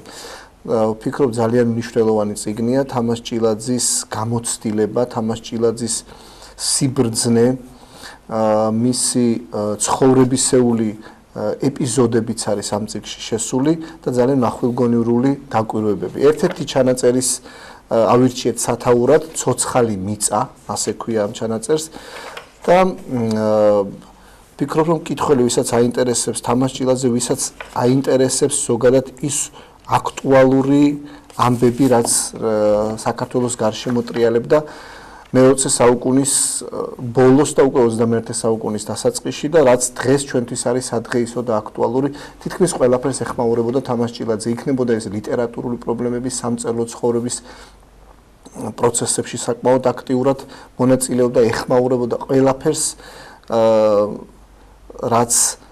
რაც მისი აზრით იყო მნიშვნელოვანი და საინტერესო და აქტუალური, რასაც აუცილებლად უნდა გამოხმაურებოდა და ამასთან ერთად პოლიტიკურ და საზოგადოებრივ პროცესებსაც ძალიან მკაცრად და პირუთვნელად ეს ჩანს ამ წიგნში, განსაკუთრებით რუსეთის ოკუპაციაზე გაკეთებული ესეთ პირუთვნელი და მკაცრი და საჭირო და სადღეისო შეფასებები, რომელიც არის ამ წიგნში შესული. მეორე წიგნი, რომელიც ჩვენ გვაქვს, ეს არის 55 ამბავი. ხო, მას არ უყვარდა თავის თავზე საუბარი, თუმცა ამ წიგნში შესულია მოგონებები თუ არ ვცდები იმ ადამიანებისა, რომლებსაც მასთან ურთიერთობა ჰქონდათ. ერთ-ერთი ასეთი მოგონების ავტორი ბრძანდებით თქვენ. კი ბატონო. ამასთან პირადი ურთიერთობას გაკავშირებთ. კი ბატონო. როგორ გაიხსენებდით? გასახსენებელი ძალიან ბევრია, მით უმეტეს რომ ჩვენ მე და ჩემი მეგობრები ვართ მისი პირველი გამოშვება, ასე ვთქვათ, თეატრალურ უნივერსიტეტის, სადაც თავისი ინიციატივით დააარსა დრამატურგიის ხელოვნების ფაკულტეტი პირველად თეატრალური ინსტიტუტის არსებობის ისტორიაში 91 წელს გახსნა ეს ფაკულტეტი მისი დაჟინებული თხოვნით, რომ როგორმე ხელი შეეწყო ქართული დრამატურგიის განვითარებისთვის. ჩვენ ვიყავით პირველი 7-8 ადამიანი, პირველი გამოშვება, 5 წელიწადი ვისწავლეთ, ეს იყო ძალიან საინტერესო, ძალიან შინაარსიანი, იუმორით ახსავსე, თავისებური დიდი ფილოსოფიით ახსავსე წლები, მასთან ურთიერთობა გასახსენებელი ძალიან ბევრია და ძალიან მიჭირს დღეს მე ლაპარაკით, განსაკუთრებით დღევანდელ დღეს, როცა მისი დაბადების დღეა, რომ ის ჩვენ გვერდით არ არის, მაგრამ აი ეს წიგნი არის ერთ-ერთი საუკეთესო საშუალება, ასე ვთქვათ, რისთვისაც უღმრთესი მადლობა გამომცემლობა არტანუს, რომელმაც გამოსცა ეს წიგნი, სადაც შესულია მისი მეგობრების, კოლეგების, უფროსი კოლეგების, მათ შორის სერგო ზაქარიაძის მოგონებაც არის შესული. აცოცხლებენ ამ ადამიანს, აცოცხლებენ მთელი თავისი ბრწყინვალებით. შესანიშნავი პიროვნება იყო თვალსაჩინო მწერალი, ესეისტი, დრამატურგი და გამოიკითხავთ იმ ამბებს, რაც ბევრმა არ იცის, მკითხველმა არ იცის, იმიტომ რომ უმრავლესობა ადამიანებისა, ვინც აქ არიან შესული, არიან მისი უახლოესი წრის წარმომადგენლები. ამდენად არის ძალიან საინტერესო ეს წიგნი მათთვის განსაკუთრებით, ვინც არ იცოდა ბატონი თამაზი მისი თავისი არაჩვეულებრივი იუმორის გრძნობით. ამ წიგნით ახალიდან შეიძლება გაიცნოთ. გასაკვირველია, კიდევ ერთხელ სულ სხვა კუთხით დავინახავთ ამ დიდებულ ადამიანს. თქვენი პირადი მოგონებები როგორია ბატონ თამაზთან? რას გაიხსენებთ? აი ვიდრე ამ წიგნს წაიკითხავთ და კითხველი თქვენ როგორ შეაფასებთ, დავუშვათ და ზოგადად მისი ღვაწლი, მისი ასეთ როგორც წერლობითი საზოგადო მოღვაწის ღვაწლი როგორია და როგორ შეაფასებთ თქვენ? მისი ღვაწლი არის შეუფასებელი, მე ვიტყოდი, იმიტომ რომ მე პირადად ეს ადამიანი რომ აღარ არის დაობლებულად გრძნობ თავს, იმიტომ რომ ადამიანი, რომლის გადასახედიდანაც ვაფასებდი მე საგნებს და მოვლენებს, ეს იყო ჩემთვის ძალიან დიდი ბედნიერება, იმიტომ რომ ვიცოდი, მე უკვე ვიცოდი მისი შეფასების კრიტერიუმები და ძალიან კარგად ვიცოდი რა იყო კარგი და რა იყო ცუდი, აი ესე მარტივად რომ ვთქვათ. გახსენება ძალიან ბევრი რამე შეიძლება, ერთ-ერთი ის იყო მაგალითად რომ უყვარდა ყოველთვის გაფრთხილება, ჩვენი გაფრთხილება, რომ სანამ დროა, ესე უცნაური ის ჰქონდა მიდგომა, მაგრამ ძალიან სწორი. სანამ დროა იქნებ შეეშვათ ამ საქმეს. მეორე კურსიდან წარმოგიდგენიათ? იქნებ შეეშვათ, გვაძალებდა, პრაქტიკულად გვაძალებდა, რომ დაანებეთ თავი. რატომ ბატონო თამაზ? სანამ დროა ჩემო ძვირფასებო, შეეშვით ამ საქმეს, იმიტომ რომ ერთჩვენიერ დღეს გაგეღვიძებათ ლუდის რომელიღაც ბარში თავ ჩამოდებულს, აი ესეთ პოეტურად და ძალიან საინტერესო მხატვრულად იცოდა ხოლმე ყველაფრის თქვა, იმიტომ რომ ეს არისო ურთულესი პრაქტიკულად სიზიფეს შრომა არის წერლობა. და თუ არ დავანებეთო, ეკითხებოდით და ბოლომდე მივყევითო, აი მე იქნება რაც იქნება. თავის დადებითი ისიც ჰქონდა ამ ყველაფერს და ასე გვეუბნებოდა და კი ბატონო. საოცარი. გვარი ჭილადის ზოგადად ქართულ მწერლობაში გამორჩეული გვარია, ერთი ოჯახიდან, ერთი გვარიდან და რასთავრეთ ძმები, რაღაც მართლა გამორჩეული ბრწყინვალე მწერლები. საინტერესოა თუ გაქვთ ინფორმაცია, ხო ორივე ბატონი თამაზი და ბატონი ოთარიც, ისეთი ადამიანები ხდნენ, არ უყვარდათ ტელევიზიაში გამოჩენა, ინტერვიუები, თავის თავზე საუბარი, ძალიან თავდობალი ადამიანები იყვნენ. ისე როგორც ალბათ გუმბერაზე ადამიანები უნდა იყვნენ. საინტერესოა ერთმანეთში ურთიერთობა როგორ ხდება ძმებს. ორს ცალკეულ პერსონას ორ ბრწყინვალე მწერლს, მაგრამ ძმებს, ერთი ოჯახის შვილებს. ერთმანეთში ურთიერთობა როგორ ხდება, თუ გაქვთ ინფორმაცია. ეს ურთიერთობა, რა თქმა უნდა, ამის შესახებ ბევრი დაწერილა, ბევრს დაუწერია და თამაზ ჭილაძემაც დაწერა ამაზე წიგნი. ბატონი ოთარის გარდაცვალების შემდეგ ოთართან ერთად, ასე ქვია ამ წიგნს. როგორც ჯერ კიდევ 60-იანი წლებიდან აღნიშნავდნენ, ეს იყო ლეგენდარული ძმობა. და ბატონი თამაზი ხშირად ამბობდა პირად საუბარშიც და დაუწერია კიდეც, რომ ჩვენის გვიკვირდა იმათ რომ უკვირდათ ეს ლეგენდარული ძმობაო ჩვენი, ხო? იმიტომ რომ ჩვენ სხვანაირად ვერ წარმოგვედგინაო ძმობაო. ორივე ერთმანეთისგან ძალიან განსხვავებული ავტორი. რა თქმა უნდა, ეს აუცილებლად უნდა ითქვას და ბოლო პერიოდი მათ ფაქტობრივად ერთ ბინაში გაატარეს და ერთმანეთის პარალელურად იქმნებოდა ეს პოეტური ბრწყინვალე ნიმუშები თუ რომანები და თამაზ ჭილაძე განსაკუთრებული მგრძნობიარობითა და რაღაცნაირად დიდი სიყვარულით, უფროსი ძმის სიყვარულით გამოირჩეოდა და ეს ყველა მიწის არ მხოლოდ ლიტერატურულ სამყაროში. სხვათა შორის ერთ-ერთი წიგნის შესახებ, ერთ-ერთი წიგნი, ჩემი ახალი წიგნი გამოიცაო, ბატონი თამაზი წერს ერთგან და ვაჩუქე ოთარსო, ესეთი წარწერით. დიდ ძმას უფროსი ძმისგან. აქ სხვათა შორის ოთარ ჭილაძის ჩანაწერებიდანაც არის შესული რამდენიმე ფრაგმენტი თუ როგორ მუშაობს პოემაზე, როგორ მუშაობს გოდორზე, გოდორის ლაბორატორია და პირველი მკითხველი არის ოთარ ჭილაძისა თამაზ ჭილაძე. მისი ულმობელი რედაქტორი, რომელსაც ძალიან მკაცრი საუბრები ჰქონდა და უმეტეს შემთხვევაში უჯერებდა რედაქტორის შენიშვნებსაც ითვალისწინებდა, თუმცა თავიდან აქაც არის ეს ამ ჩანაწერებში, თუმცა თავიდან რა თქმა უნდა არ იყო მისთვის არც მისაღები და მაინც არც გასაზიარებელი, რომ რედაქტორი თხოვდა ესე შრომითა და წვალებით დაწერილი ფრაგმენტების ამოღებას. თუმცა საბოლოოდ რამდენიმე დღის ფიქრის შემდეგ ოთარ ჭილაძე მას თანხმდებოდა. აქ არის ამ ძმობის 55 ამბავი. ეს ამ ამბებიდან უმეტესობა საგანგებოდ ამ გამოცემისთვის დაიწერა და მადლობა მინდა უთხრა ამ წიგნის შემდგენლებს, ქალბატონებს სალომე ნიკოლეიშვილსა და მანანა ჯანელიძეს, რომლებმაც ძალიან ბევრი ამბავი საგანგებოდ თხოვეს ავტორებს, რაც მოსაძიებელი იყო და რაც უკვე ვიცოდით, რომ დაწერილი იყო და ლიტერატურულ პერიოდიკაში თუ ცალკეულ გამოცემებში შესული, ის ბუნებრივია მოვიძიეთ, მაგრამ ის რაც საგანგებოდ დაიწერა ამ გამოცემისთვის საკმაოდ ბევრია. სხვათა შორის ბაჩომაც საგანგებოდ დაწერა ამ გამოცემისთვის, ისევე როგორც თამაშ ჭილაძის სხვა მოწაფეებმა სხვადასხვა თაობის დრამატურგიული სემინარის მონაწილეებმა, ირაკლი სამსონაძემ, ბექა ქურხულმა, მანანა დოიაშვილმა, ზაზა ასლანიძემ, მაკა ჯოხაძემ, რომელმაც არაერთი მოგონება შევიდა და სხვადასხვა ეტაპი თამაშ ჭილაძის ცხოვრების, იქნება ის მისი ბავშვობიდან, შემდგომ ის როგორც 60-იანი წლების განსაკუთრებული წარმომადგენელი თამაშ ჭილაძე თეატრში, როგორც დრამატურგი, ასევე თეატრის თეორეტიკოსი, თამაშ ჭილაძე როგორც რედაქტორი ქეთევან შენგელიას მოგონებებია თამაშ ჭილაძის ერთ-ერთი ბოლო მოგზაურობა, სადაც მას ბრწყინვალე შეხვედრა გაუმართეს ზუგდიდში და ირმა ხარშილაძის მოგონებებში არის ეს ფაქტობრივად ირმა ხარშილაძემ დაწერა ქრონიკა ზუგდიდში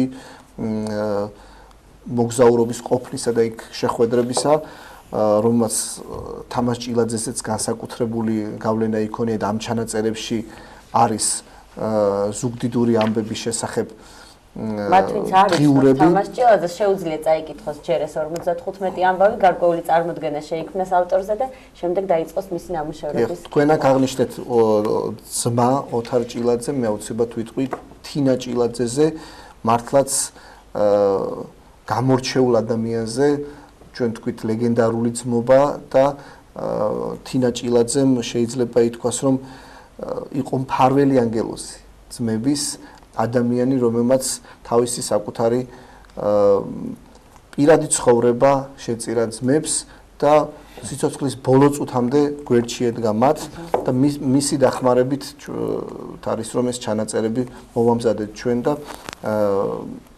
მე მინდა ქალბატონ თინას ჯანმრთელობა ვუსურვო და ვფიქრობ რომ ის ძალიან ესე იგი მალე და ესე შთამბეჭდავად ნახავს და უკვე ეს არის ხელშესახები რომ ქართული ლიტერატურის და ქართული კულტურის თანამდევი სულები არიან, თანამდევი პერსონაჟები არიან ოთარ ჭილაძე და თამაშ ჭილაძე. ესე იგი ფაქტობრივად თქვენ აღნიშნეთ დღეს პირველი დაბადების დღე იქნება, რომელსაც ბატონი თამაზი თავად ვერ დაესწრება ხილულად. მაგრამ მისთვისაც და მისი მკითხველისთვისაც, მისი ახლობლებისთვისაც ბრწყინვალე დაბადების დღე, ბრწყინვალე საჩუქარი იქნება, რომელსაც იქ გაიმართება ეს შევახსენო და მისამართი კიდევ ერთხელ დღეს გაიმართება 19 საათზე, დასწრება ბუნებრივია თავისუფალია, წიგნის მაღაზია შაქრობაბოში, ჭავჭავაძის 17B და წარმოგიდგენთ ამ ორივე გამოცემას წიგნის შემდგენებთან და ავტორებთან ერთად. ბატონო, თქვენ მეკითხოთ თქვენ ძალიან რომ მისი პირველი კურსი ან დრამატურგიის კურსი როცა დააფუძნა პირველი გამოშვება ხარ შეიძლება ითქვას. ბატონ თამაზე როგორც დრამატურგზე ცალკე გვინდა ვისაუბროთ, მის პიესები ჩვენ განსაკუთრებით ბოლო პერიოდში რუსთაველის თეატრში ვნახეთ ბატონ რობერტის მიერ დადგმული სხვა სცენებზე. როგორც დრამატურგზე საინტერესო თქვენი შეფასება. ძალიან ის სათქმელი როგორც დრამატურგი. ის სათქმელი ის ყოველთვის იყო თანამედროვე ცხოვრებას ყოველთვის უწყობდა ფეხს, ყოველთვის ცდილობდა რომ არ ჩამორჩენოდა არც ერთი თვალსაზრისით. ერთ-ერთი თვალსაჩინოება არის მისი პიესები. დაიწყო პირველი პიესა აკვარიუმი, რომელიც რუსთაველის თეატრში დაიდგა და რაზეც ლაპარაკობს სხვათა შორის ერგო ზაქარიაძე ამ წიგნში არის შესული. ამის შემდეგ იწყება უკვე ბატონ თამაზის შემოქმედებითი ურთიერთობა რუსთაველის თეატრთან. ამის შემდეგ გარკვეული პაუზებით ის ყოველთვის იდგმება. ბოლო ხანს განხორციელებული პიესები ერთ-ერთი მაგალითად არაბეთის სურნელოვანი ბალახები, რომელმაც ძალიან ბევრი პრესტიჟული პრემია მიიღო უცხოეთშიც და საქართველოშიც. დაიდგა რუსთაველის თეატრში, რომელსაც ჰქონდა არაჩვეულებრივი გამოხმაურება. ნადირობის სეზონი ასევე იყო ნახვის დღე რობერტ სტურიას დადგმით. ნადირობის სეზონი შეეწირა ცოტა ხანი. რობერტი ნადირობის სეზონი შეეწირა. კი ბატონო. ჭალაშიტი მოგწონს. იმიტომ რომ ყოველთვის იყო გამოძახილი ჩვენი თანამედროვე ცხოვრების მისი დრამატურგია და ყოველთვის აკეთებდა ისეთ პიესებს, წერდა ისეთ პიესებს, რომელიც ასე ვთქვათ, იმ ყველაზე მიჩქმალულ და ისეთ მტკივნეულ თემებს წარმოაჩენდა ხოლმე. ეს იყო მისი მეთოდება. კი ბატონო, მაყურებელმა ეს ისიზან მკითხველმა დიდი მადლობა გინდა გადაგიხადოთ მოგზაურობისათვის და დღეს კიდევ ერთხელ შევახსენოთ მკითხველს საზოგადოებას დიდი საჩუქარი ელოდება საღამო მაღაზია შაქრობაბუში. შეგახსენებთ რომ 5 მარტს თამაშჭილაძის 88 წელი შეუსრულდებოდა, გამოიცა სპეციალური სიგნები და დღეს საღამოს მკითხველი და მისული სტუმარი შაქრობაბუში ამ ყველაფერს იხილავს. ახლა კი ჩვენი ჟურნალისტის ნინო თოთიაურის რუბრიკის დროა, როგორ გეძინეთ ხელ? შვენივრად. აი გამოვისმენთ რამდენად საჭიროა კარგი ძილი. ზუსტად ძილზე გააკეთა სიუჟეტი, ვნახოთ რამდენად მნიშვნელოვანია ჯანსაღი ძილი. 21 საუკუნეში ადამიანი ძალზედ დატვირთულია და სტრესულ გარემოშიც საკმაოდ დიდი დროის გატარება უწევს. ჯანსაღი კვების და სპორტული აქტივობის გარდა ჯანმრთელობისთვის ერთ-ერთი ყველაზე მნიშვნელოვანია ჯანსაღი ძილი. ხშირად გვსმენია, რომ ძილისთვის დრო არ აქვთ ან ძილში გატარებული ცხოვრების 1/3 დაკარგულად მიაჩნიათ. სპეციალისტები კი ამბობენ, რომ ძილში გატარებული დრო ფუჭად დაკარგული ნამდვილად არ არის. კვლევების შედეგად მეცნიერებმა ჩამოაყალიბეს ცხრილი, რომელიც საჭირო ძილის რაოდენობას ასაკის მიხედვით განსაზღვრავს. მაგალითად, პატარებს საშუალოდ 16 საათი უნდა ეძინოთ, 3-დან 12 წლამდე ასაკში 10 საათი, 13-დან 18 წლამდე მოზარდებს სრულფასოვანი გამოძინებისთვის 9 საათი სჭირდებათ, 18-დან 55-მდე 8 საათი, ხოლო 6 საათი 55-დან ზევით. როდესაც ძილისთვის განკუთვნილი რეჟიმი და ფაზები ირღვევა, თავს იჩენს უძილობა, რომელიც ისეთი დაავადებების სიმპტომია, როგორიცაა მეხსიერების პრობლემა, დეპრესია, იმუნური სისტემის დაქვეითება და სხვა. ჯანსაღი ძილის გარეშე მეხსიერება იტვირთება, რის შედეგადაც ადამიანს ახალი ინფორმაციის მიღება და დამახსოვრება უჭირს, ეს კი პირდაპირ კავშირშია იმუნურ სისტემასთან. ასევე ცნობილია, რომ ძილის ნაკლებობა აისახება გულ-სისხლძარღვთა სისტემაზე, მატულობს ინფარქტისა და ინსულტის რისკი. ამასთან ერთად უძილობის დროს ადამიანი ნაკლებად პროდუქტიულია, უჭირს ელემენტარული საქმეების კეთება და უქვეითდება კონცენტრაციის უნარი. აღსანიშნავია, რომ ძილის რეჟიმი ყოველი ადამიანისთვის ინდივიდუალურია და უკეთესია ყველამ თავად მის ორგანიზმზე დაკავშირებით შეიმუშაოს და მკაცრად დაიცვას. ამის შემდეგ კი შევატყობთ, რომ მნიშვნელოვნად გაუმჯობესდება ფიზიკური და ემოციური მდგომარეობა. სპეციალისტები გვირჩევენ, რომ ძილის წინ არ არის სასურველი ბევრი საკვებისა და ალკოჰოლის მიღება. აუცილებელია საძინებელი განიავდეს. ყველაზე ოპტიმალური ტემპერატურა კი, რომელიც საძინებელში უნდა იყოს 16-18 გრადუსია. აუცილებლად გვახსოვდეს, რომ ხარისხიანი ძილი მნიშვნელოვანია ჯანმრთელობის შესანარჩუნებლად, მაგრამ არა გადაჭარბებული. ჰარვარდის უნივერსიტეტის პროფესორების განმარტებით, ადამიანებს, რომლებსაც დღეში 10 საათზე მეტ ხანს ძინავთ, როგორც წესი გაცილებით უარესი ჯანმრთელობა აქვთ, ვიდრე მათ, ვისი დროის ხანგრძლივობაც 7-დან 8 საათამდე მერყეობს. სპეციალისტები იმასაც ამბობენ, რომ ზედმეტი ძილი ისეთივე საზიანოა, როგორც ძილის ნაკლებობა.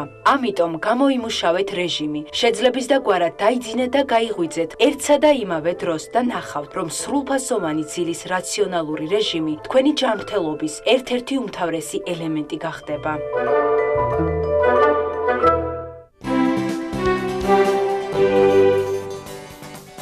შემოსულ ძილი, როს გაგვეღირსო ჩვენ გაღვიძეთ. ჩვენ ვიღვიძებთ ისედაც ყველაზე ადრე კახა, ასე რომ ჩვენ გვეღირსა.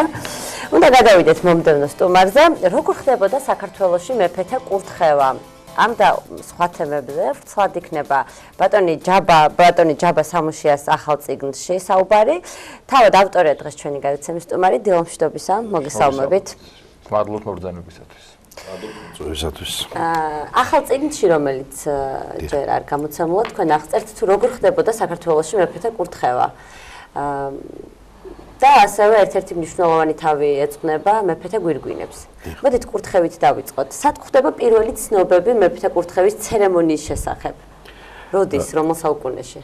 ეს ძალიან საინტერესო საკითხია ზოგადად მონარქიულ სახელმწიფოში ბუნებრივია, ვინაიდან მეფისადმი უფლებამოსილების გადაცემა სხვადასხვა ეპოქაში სხვადასხვა ფორმით ხდებოდა. ბუნებრივია ქრისტიანობამდე ეს იყო წმინდა საერო, ასე ვთქვათ, რიტუალი, როდესაც ჯარი გადასცემს გარკვეულ უფლებებს მონარქს და ეს ასე ვთქვათ კურთხევა იმ გაგებით, რაც შემდგომ ჩვენ გვაქვს საეკლესიო თვალსაზრისით, რა თქმა უნდა, ესეთი იმ დროს ვერ იქნებოდა. თუმცა თანდათანობით როცა უკვე ქრისტიანობა შემოდის, მე რა უფრო მკვიდრდება ქრისტიანობის პირველ პერიოდშიც ჯერ კიდევ არ არის მათ შორის არც ბიზანტიაში და არც საქართველოში თქვა საეკლესიო კურთხევა. შემდგომ პერიოდში დაახლოებით ეს არის უკვე მე-19 საუკუნიდან, როცა უკვე აქტიურად იწყება ჩამოყალიბება იმ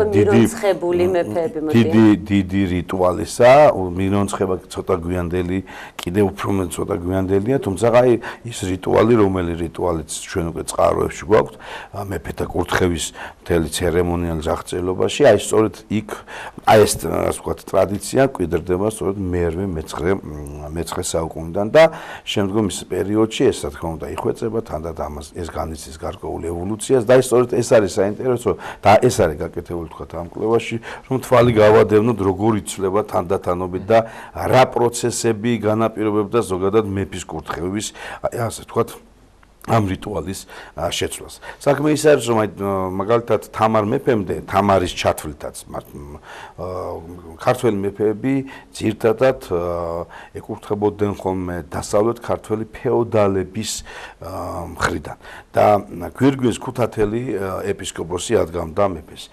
აქ მონაწილეობს თავისთავად კათოლიკოსი, მაგრამ მისი მონაწილეობა ცოტა სხვა წონისაა ვიდრე მოგვიანებით და მათ შორის რა თქმა სამეფო კარი მონაწილეობს, მაგრამ მთავარი მომენტი ეს არის ვთქვათ ის რამდენიმე ფეოდალი, რომელიც გადასცემს მეფეს ამ ხმალს მიართმევს, ეს ვარდანის ძეები არის ასეთი ფეოდალური საგვარეულო, რომლის პრეროგატივა იყო მეფისადმი ხმლის გადაცემა, საღირის ძეები იყვნენ, ასე რომ ეს იყო ფეოდალური საგვარეულობის პრეროგატივა. სხვათა შორის ჩვენ გვაქვს ძალიან საინტერესო ფრესკა და ეს ფრესკა სვანეთშია შემონახული, როგორ აკურთხებენ ფეოდალები დემეტრე პირველს, დავით აღმაშენებლის ვაჟას. და იქ არის ორი ფეოდალი, მათ შორის ერთი ვარდანიძე უნდა ყოფილიყო სვანთა ერისთავი, რომელიც გადასცემს დემეტრეს, ასე ვთქვათ, აი ამ ხმლის გადაცემის ცერემონიალი ხდება. არის აღსახული აი ამ ფრესკაზე. აი უკვე შემდგომ თამარის მეფობის დროს ეს რიტუალი იცვლება, აი ლაშას და შემდგომ რუსუდანი და შემდგომ მეფეები უკვე იკურთხებიან და აქ წინა პლანზე გამოდის უკვე სამეფო კარის მოხელეები. ეს არის მეჭურჭლე თუხეცესი, ეს არის მანდატური თუხეცესი, ანუ ფეოდალური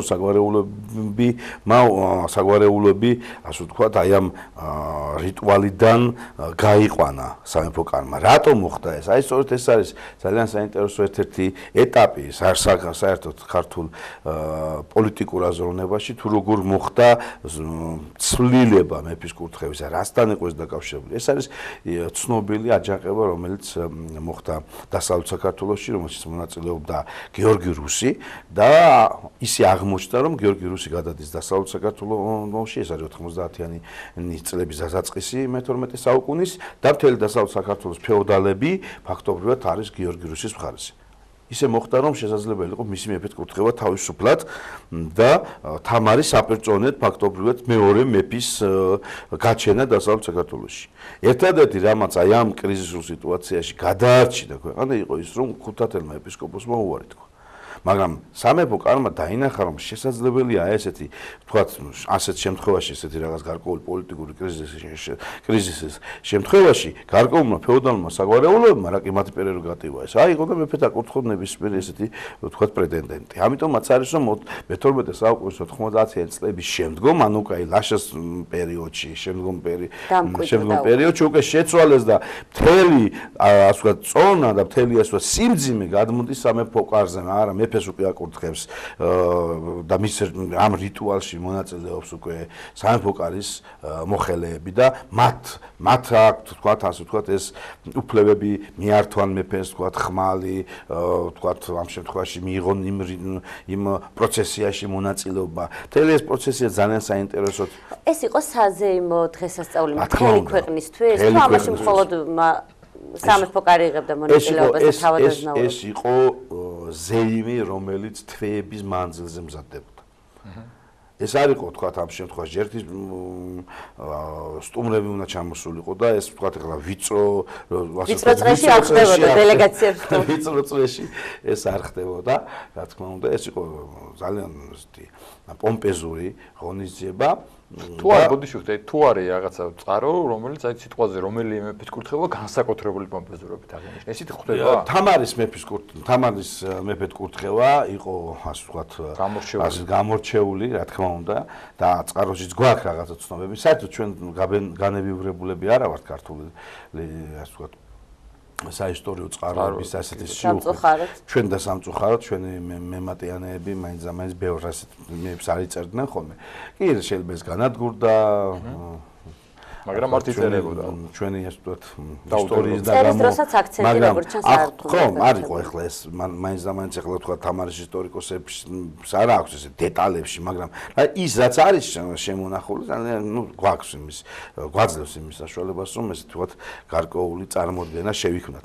და აი ის რიტუალს რომ იყო ვთქვათ, რიტუალი რამდენიმე დღე გრძელდება. დაახლოებით რომ გადავია გარშე, დაახლოებით 5 დღე მაინც მიდიოდა ეს თვითონ რიტუალის მომენტი, როდესაც ხდება პირველი და მთავარი ეს არის, რომ საღამოს იწყება მეფის კურთხევის, ასე ვთქვათ, ცერემონიალის მომზადება, ეკლესიაში მიმდინარეობს წირვა-როცვა და სამეფო კარიდან მიაქვთ სამეფო ნიშნები. ეს არის გვირგვინი, ეს არის პორფილი, ეს არის ლოროსი, სამეფო, ასე ვთქვათ, შესამოსელი და უკვე ღამის თევის ლოცვა იწყება, მერე დილისთვის ისვენებენ როგორც ჩანს მეფეც და კათოლიკოსიც ისვენებს და აი უკვე დაახლოებით ვთქვათ შუა დღისთვის უკვე იწყება ის დიდი ცერემონიალი, როდესაც უკვე მეფეს აკურთხებდა ხოლმე და ბატონო ჯაბა, რაც შეეხება შესამოსელს, რაიმე წყაროებში თუ არის სადმე მოხსენიებული, როგორ იცვამდნენ ჩვენი მეფეები. თქვენ გაქვთ ერთ-ერთი თავი გვირგვინის შესახებ? მარტო გვირგვინის მომენტი არ იქნება სხვა სამეფო ნიშნები, იმიტომ რომ ვიზუალურად როგორ გამოიყურებოდნენ, საინტერესო ფრესკებზე გვაქვს ჩვენ რამდენიმე ფრაგმენტი, თუმცა სრულად არ ასახავს ხოლმე. კი, მე მინდა უბრალოდ აქ ერთი რამ თქვა, რომ ჩვენ სამწუხაროდ გვირგვინი შემონახული სამეფო გვირგვინი არ გაგვაჩნდა. ის გვირგვინიც კი, რომელიც ინახება ერთი გვირგვინის ასე ვთქვათ ფოტოები და ის რომელიც ინახებოდა ამ შემთხვევაში რუსეთში, ესეც იყო გიორგი მე-12-ის გვირგვინი, რომელიც შემდგომ გაიყიდა. ოღონდ ეს გვირგვინი არ იყო ქართული წარმოშობის, როგორც ასე ვთქვათ, ეს დამზადდა თავის დროზე რუსეთში და ის გამოუგზავნეს გიორგი მე-12-ს, უბრალოდ შემდგომ ისე გაიტანეს. ნუ არის ვარაუდი, საერთოდ არ ჩამოსულა ის ჩრდილოეთ კავკასიაში ინახებოდა და ვერ მოესწრო თქვა ჩამოტანა თბილისში რომ მეფისთვის გადაეცა. თუმცა ამას ახლა არსებითი მნიშვნელობა არ აქვს, თავარი რომ ეს გვირგვინები გაიტანეს საქართველოსდან.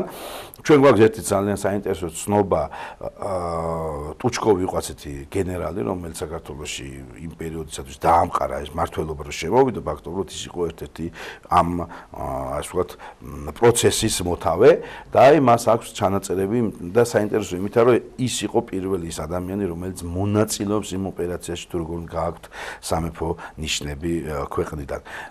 მაშინაც კი ბაგრატიონები ჯერ კიდევ ქვეყანაში არიან. ანუ ბაგრატიონები არავის არ გაუყვანია. ეს კიდე ეს პროცესი რამდენიმე თვის შემდგომ განხორციელდა. პირველი რაც იზრუნა რუსეთის იმ დროინდელმა იმპერიის მმართველებმა, რომ სამეფო ნიშნებია გასულიყო სასწრაფოდ ქვეყნიდან, რომ არ მომხდარიყო თქვა იმის მცდელობა, რომ აქ რაღაც ამ შემთხვევაში მეფის კურთხევა განხორციელებულიყო. მივიდნენ გიორგი მე-12-ის ქრივთან, მარიამ დედობალთან და გარკვეული სამხედრო ოპერაციაც ჩატარდა, იმიტომ რომ სასახლე იყო ალყა შემოტყმული, სახლი სადაც ცხოვრობდა იმ დროისათვის მარიამ დედოფალი და ოფიციალურად მოითხოვეს მისგან მეფის ნიშნები და ყველა ის ნიშანი, რომელიც არის თქვათ, რომელიც ჰქონდა მეფეს, თავის ბეჭედი იქნებოდა თქვათ გვირგვინი თუ სხვა, ეს ყველაფერი მერე ამ ნიშნის გარეშე მეფის კურთხევა წარმოუდგენელი. რა თქმა უნდა, ეს არის ის მთავარი, მე ყველაფერს გამზადება ჭირდებოდა გარკვეულად, ამიტომაც არა, ეს გარკვეული ტრადიციულობა ამაში იყო, რომ რაღაც ნიშნები იყო, რომელიც აუცილებლად მეფეს უნდა გადასცემოდა. მაგალითად, დიდი სახელმწიფო ბეჭედი. არის ბეჭდები, რომელსაც უშუალოდ მეფეების სახელი თვითონ ეჭერდნენ ხოლმე, იყო შემთხვევები, რომ მეფეს შეეძლო თვითონ მოეჭრა ბეჭედი და მას ჰქონდა ხოლმე თავისი სახელი და თავისი ეს ვთქვათ ლეგენდა ამოტვიფრული, მაგრამ იყო სახელმწიფო დიდი სახელმწიფო ბეჭედი, მაგალითად. არის თქვათ სახელმწიფო დროშა, არის სახელმწიფო ამ შემთხვევაში სკიპტრა და არის რამდენიმე ესეთი სამეფო ნიშანი, ტახტი, რომელიც რა თქმა უნდა ბუნებრივია ეს იყო ტრადიციას მივმოწ. საინტერესოა თუ ხდება წყარავი მეფე ყოველდღიურად დაუშვათ ხო? აუცილებლად მეფე შესამოსმით გვირგვინით დადიოდა? თუ შეიძლება არა, ეს არის ჩვენი გარკვეული სტერეოტიპი არსებობს. კი, ამ შემთხვევაში შეიძლება ნახატებში, ფილმებში, მხატვრულ ნაწარმოებში გვაქვს ეს ასე ვთქვათ, წარმოდგენა, რომ აუცილებლად მეფეს გვირგვინა ჰქონოდა, რა თქმა უნდა ეს ასე არ არის.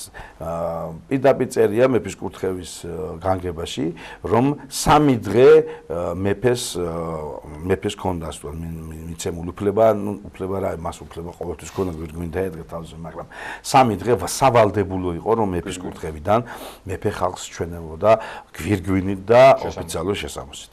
მერე სხვა შემთხვევაში, რა თქმა უნდა, ეს იყო მხოლოდ პომპეზური, ან ელჩის მიღება, ან დარბაზობის დიდი, რა თქმა უნდა.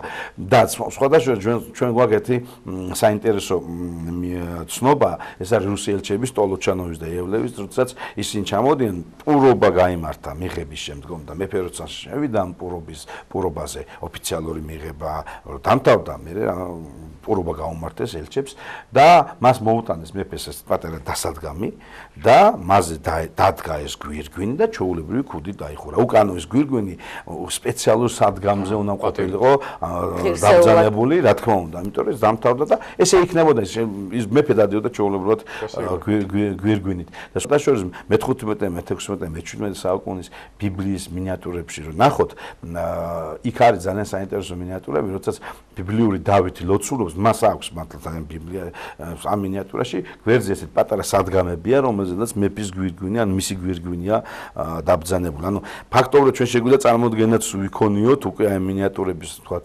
მეშვეობით თუ როგორი იყო საზოგადოდ აი ესეთი სადგამი, გვირგვინის სადგამი. და იყო ძალიან ბევრი გვირგვინები ხოლმე, ну, წინა მეფეების გვირგვინები ხوار გადაყრიდა, მაგრამ იყო შემთხვევა გაყიდვის, მაგალითად ესეთი თამარი დედოფალი მე-17 საუკუნის იმერეთში, შუა პერიოდში 60-70 წლების იმერეთის დედოფალი, ცადა ვთქვათ ამ გვირგვინის გაყიდვა, შარდენი ყვება ამათ და როდესაც შარდენი იყო მისული ასე ვთქვათ აუდიენციაზე, იმ დროს ზუსტად იმ მომენტში ჩამოუტანეს ამ დედოფალს ეს გვირგვინი, თუ ვერ გაყიდეს, ვერ ნახეს ასე ვთქვათ ამის მყიდველი, გორში იყო წამოღებული ეს გვირგვინი იმერეთიდან, მაგრამ ვერ ნახეს ამის მყიდველი და რო ჩამოიტანეს თვითონ შარდენმა ეს შეაფასა და თქვა რომ წერს ის რომ დაახლოებით 4000 ლუი დორის უნდა აღირებულიყო. ხა დღევანდელ კურსზე რა თქმა უნდა ეს პირობითი ხა ამას ზუსტად ვერავინ ვერ გამოიტანს. ამ გვირგვინის ფასი დღევანდელი კურსი დაახლოებით 2.400.000-ის ლარის ასე ვთქვათ ფასია. ბატონჯაბა, ბოდიში კახა აუცილებლად უნდა ვიკითხოთ, თუ არსებობდა ფიცი, რომელიც თაობიდან თაობას გადაეცემოდა მეფისადმი ქვეშევრდომობის ასე. რა თქმა უნდა. მეფის კურთხევა როგორც კი მთავრდებოდა, იქ იწყებოდა უკვე პროცესი ფიცის მიცემის. ანუ ეს არის თაყვანისცემა. ანუ ამ შემთხვევაში მეფე ბრუნდება სასახლეში და უკვე თან მას ასე ვთქვათ წარუდგება ის ადამიანები, ვინც უახლოესი წერია და მის წინაშე გარკვეულწილად ესა თაყვანისცემა იმამდროულად ნიშნავდა მის წინაშე დაფიცებასაც.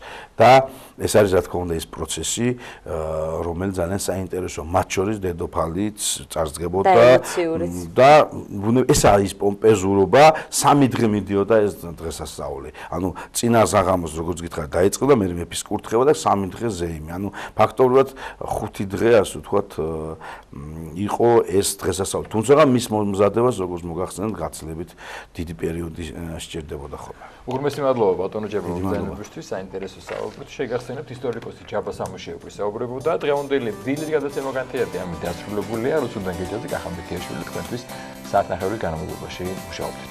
დიდი მადლობა ყურადღებისთვის, ყველას წარმატებულ, ბედნიერ და ღიმილიან დღეს გისურვებთ. ნახვამდის.